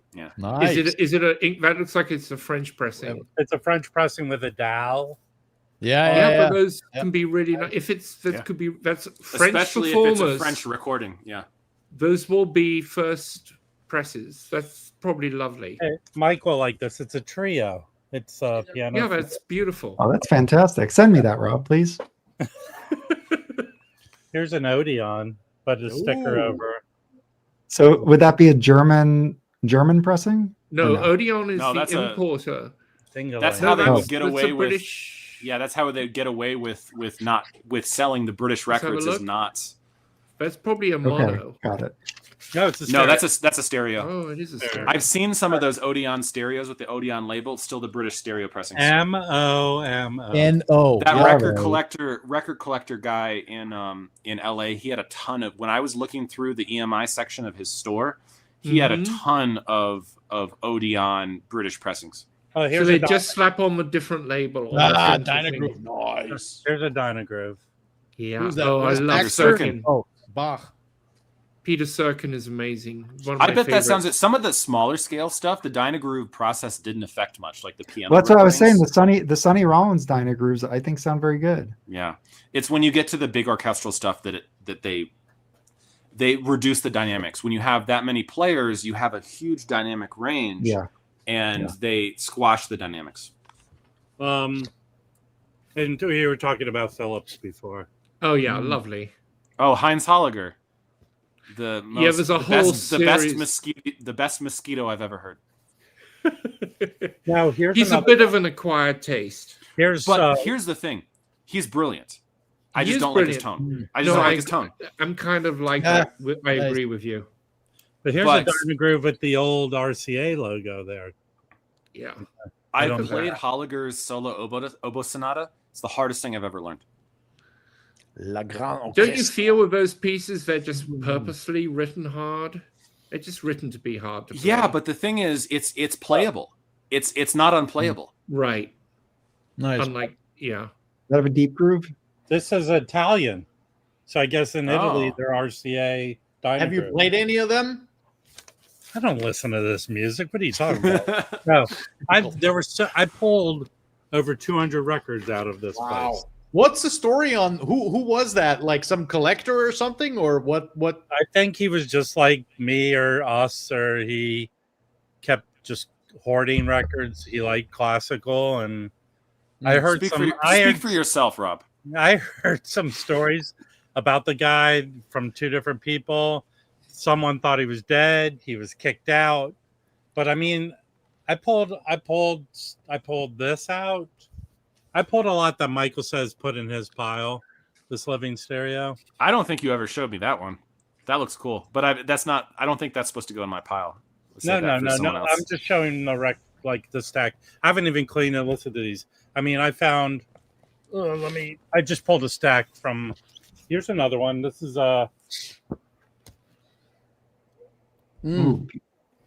Yeah. Oh, That'll be a German. I gotta say, I love like the European cover design and Yeah. slicks. They just are fantastic. this I is love it. this is a mono, I suppose. But What's that? What's that label? the Onager Pacific 231. Is that London? Wait, there's a Ultimate. stereo of that.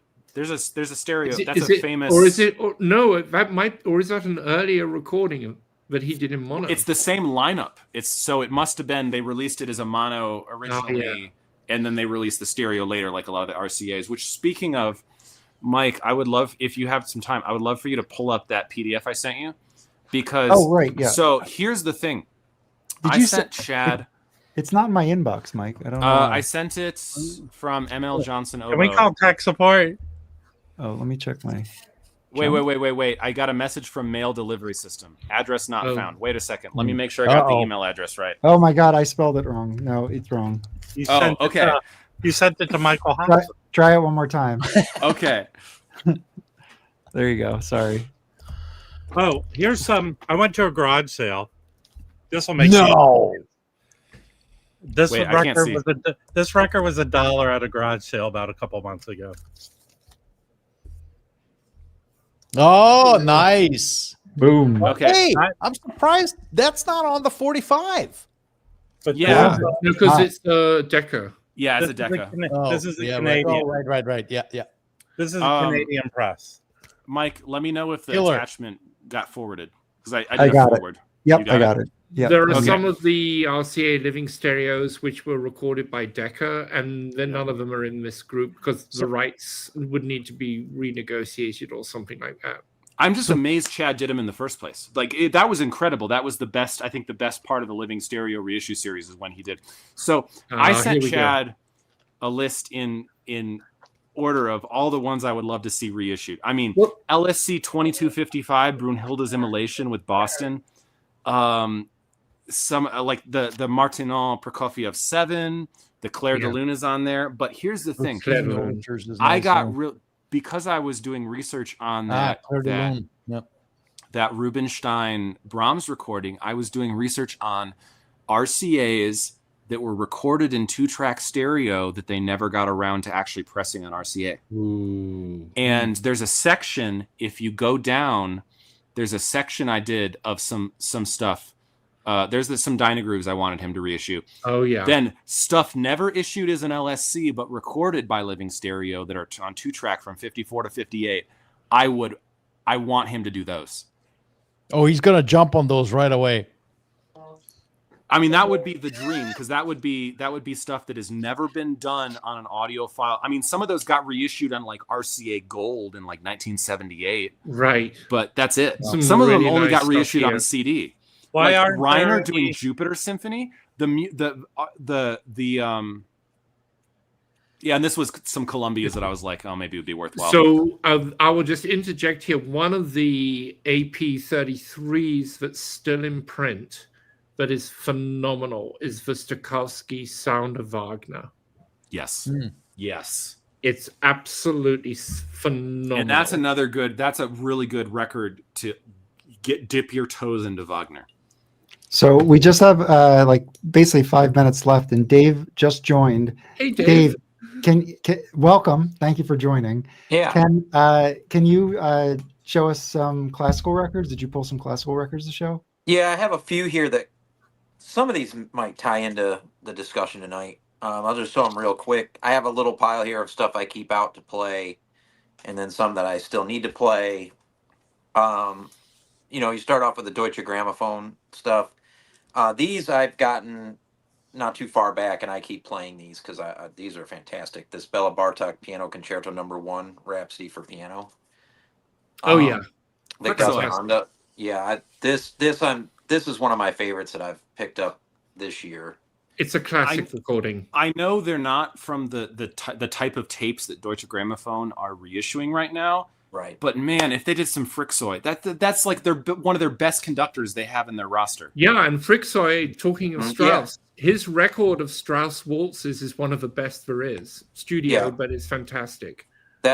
Some of these I've shown on the BUMS, the classical BUMS before, but these are just ones that I can't put away. I think this Speaker's time we Corner can see you, Dave. did those Bartok piano concertos. Yeah, but this one too, the Debussy Preludes Volume 1. I'm really loving this pianist. This now this is actually a candidate for original source, and I have strongly lobbied for them to do the Michelangelo Debussy records. Need to do that. They need to do that. One of them is digital, but they could, if they do a box set of those. For God's sakes, Esoteric did it. I bet original source could. Well, Esoteric didn't do it on vinyl. They did it on SACD. Sounds incredible, but I bet original source could do it better. Oh yeah. See, the place I'm picking is up for $5 a piece. Is over. Well, some of these are $3, $3 or $5. Oh yeah, that's about right. Right across the street from my house. So yeah, I've been getting these. Yeah, those Michelangelo Debussy are classic. Wonderful. Yeah, and then Sibelius. This one you mentioned, Tapiola. There's a version of it on this. Yeah, it's classic. It's fantastic. Oh, and that has Swan of Tenella on it, which is one of the best. I mean, it's basically an English horn concerto without calling it an English horn concerto. A lot of performances, they'll have the English horn player stand. And I think you can find that as a large tulip. I think you can. Yeah, find that exists. I think I have a tulip of that. Oh, I'm not sure. You know what's really funny is Swan of Tenella is like, if you ever take an English horn audition, Swan of Tenella is on that. I've played it at many English horn job auditions, and it's. I mean, I think that's Sibelius's most beautiful piece. It's so. If you've never listened to this piece, it's like the most heartstrings sad composition ever. And years ago, I went to a Screamo show in Austin, where I saw a bunch of like hardcore like Texas DIY Screamo bands play, and there was one band visiting from Virginia, and the name of the band, I kid you not, was Swan of Tenella. Oh, no shit. And I bought they didn't even have a record out. They had a cassette. I bought the cassette and a T-shirt, Swan of Tenella. I would wear it to when I went to Summer Music Festival that summer, and everyone's like, "You wearing a Sibelius shirt?" Like, right. Yeah, that's what they're gonna think. Yeah. But I remember specifically the singer, the screamer rather. He came with one of those like shitty old karaoke microphones where the wire was like hardwired into the microphone. There was no XLR. And he was like dancing all over the room. And at one point, I think accidentally my foot was on the cord, and he went to pull the microphone up, and it broke. Oh. And so he just did the rest, like the other 2.5 songs with no microphone. It was great. Oh my God. I got a few more, Mike, if you want to see these. Yeah, let's do it. Sorry, I'll stop talking now. But. No, you're good. What the hell is that? On tuba. This is Barton Cummings. This is Tice in Denver sent this to me. It's called On Tuba, and he did this to me on purpose. You know. And I need to text Tice because I'm going to see Boris in Denver this week, and he would want to go. I know he likes. Yeah, I should text him. But this is interesting. It's hard. It's a difficult one for me. To me, this is pure horror. But anyway, that's just an inside joke. That's an inside joke. But I was watching the video, Mark, that you did of Greg's store. Oh yeah. Fantastic. Yeah. He did show this record, so I pulled this. Yes. Yeah. Yes. And our esteemed colleague that is no longer making videos in the north of Spain who got me into Luigi Nano and Barrio and all of this, and that's fantastic. Do you like it? Do you like that music? Oh yeah. This chamber stuff. Well, you'd go crazy in Greg's score. I saw You the saw bits. there You was were a whole flipping- bit of that. Oh, You know yeah. that Decca I'm calling headlines him. Anakis he showed. I have. You're that going to call. record. You should call him. Oh, I'm calling Yeah. him because he's got records I need shipped. Okay.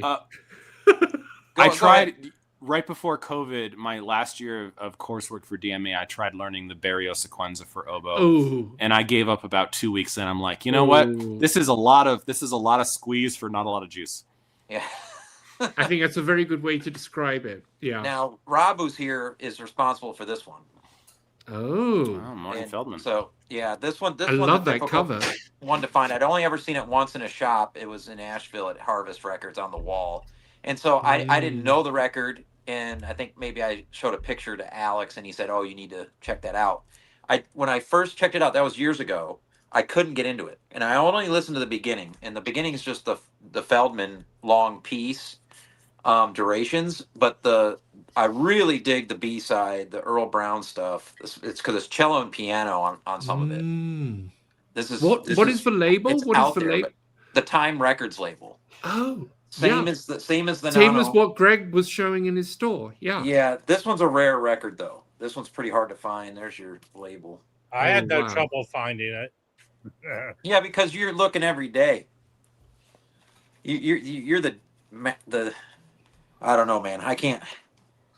How about Sometimes it's hard to keep up with Rob. I'll Hey, be I'm like- loving. I'll be I'm like loving in a the meeting somewhere, and he's like sends me a text. He's like, "Hey, what you up to?"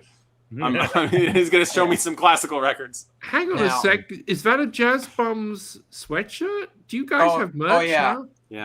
This is Mike's fault. But Yeah, that's, we don't really- I threatened mean, to you do this, have- and I dared him, and he did it. We do have party tonight. yeah. Like the black flag, I We would. do I have some would get merch, it. but it's pretty limited right now. I kind of just do them as one-offs. and it takes a while to get it. It takes months. I'm hoping for a Jazz Bums mug. Would be wonderful. Nice. Now, this one came from the Voice of America collection from Dylan, and it's a little bit off the beaten path of the classical, but it fits into this series that you were showing in Greg's video, the Odyssey series. Oh yeah. And this is electronic music with Steve Wright, Richard Yep. Maxfield, and Pauline Oliveros. And I met that's- Pauline interesting. Oliveros. I hung out with her years ago at Hell yeah. Skywalker. That's a whole other story. Also met John Cage. Whoa. Very cool. Wait, so I mean, Odyssey. I know Odyssey primarily because of Odyssey was the budget reissue label Mhm. for a lot of the classic Columbia recordings. But they did all were this avant-garde. okay? Yeah. I had a very funny moment with my teacher in undergrad because my teacher in undergrad, Rob Botti, who still plays second oboe with the New York Phil, but his dad was a bass player in the Phil, and his dad played on all the Bernstein and the Metropolis recordings. And when I was graduating, I got him a present. It was the Speaker's Corner recording of the Metropolis Romeo and Juliet Huh. that they Which I've reissued. often, Which is oh, you mean the Prokofiev? yes. I've wondered about. Is it good? Yeah, I mean, it's not really audiophile, but it's a No, great but the performance because Yes, I love it's that. really piece. good. Okay. And I got him a copy because I went down to Academy Records and I got him a new copy. Nice. And I was because it was like I got him a card because I know his dad played on that recording, and I thought, oh, that'd be really sentimental. And he's just like, oh yeah. and he looked at it, he's just like, oh, well, the original was on Odyssey, and I was like, no, it wasn't. Maybe the copy you had was on Odyssey, but no, the original was definitely on Six Eye Columbia. But I didn't want to argue with him. So I gotta jump in. We do have to wrap it up. I just wanted to Okay. go over just a couple things. First is we broke news on Danny's new hair, so we just wanted to make sure that's top of the mark. Where can we find the pre-orders? So yeah, well actually, so the pre-orders obviously for the AP 45s are on Acoustic Sounds. The Decca pre-orders are on the Decca website, so it's deccaclassics.com. You can find Right, those. but we'll probably start appearing on the American sites at some point, and Amazon, and the prices may be better for American customers. Yeah. So if you're watching this after the stream, please drop a comment and just let us know what you think about these series. I want to thank everybody on the panel here. This was great. I had a lot of fun tonight.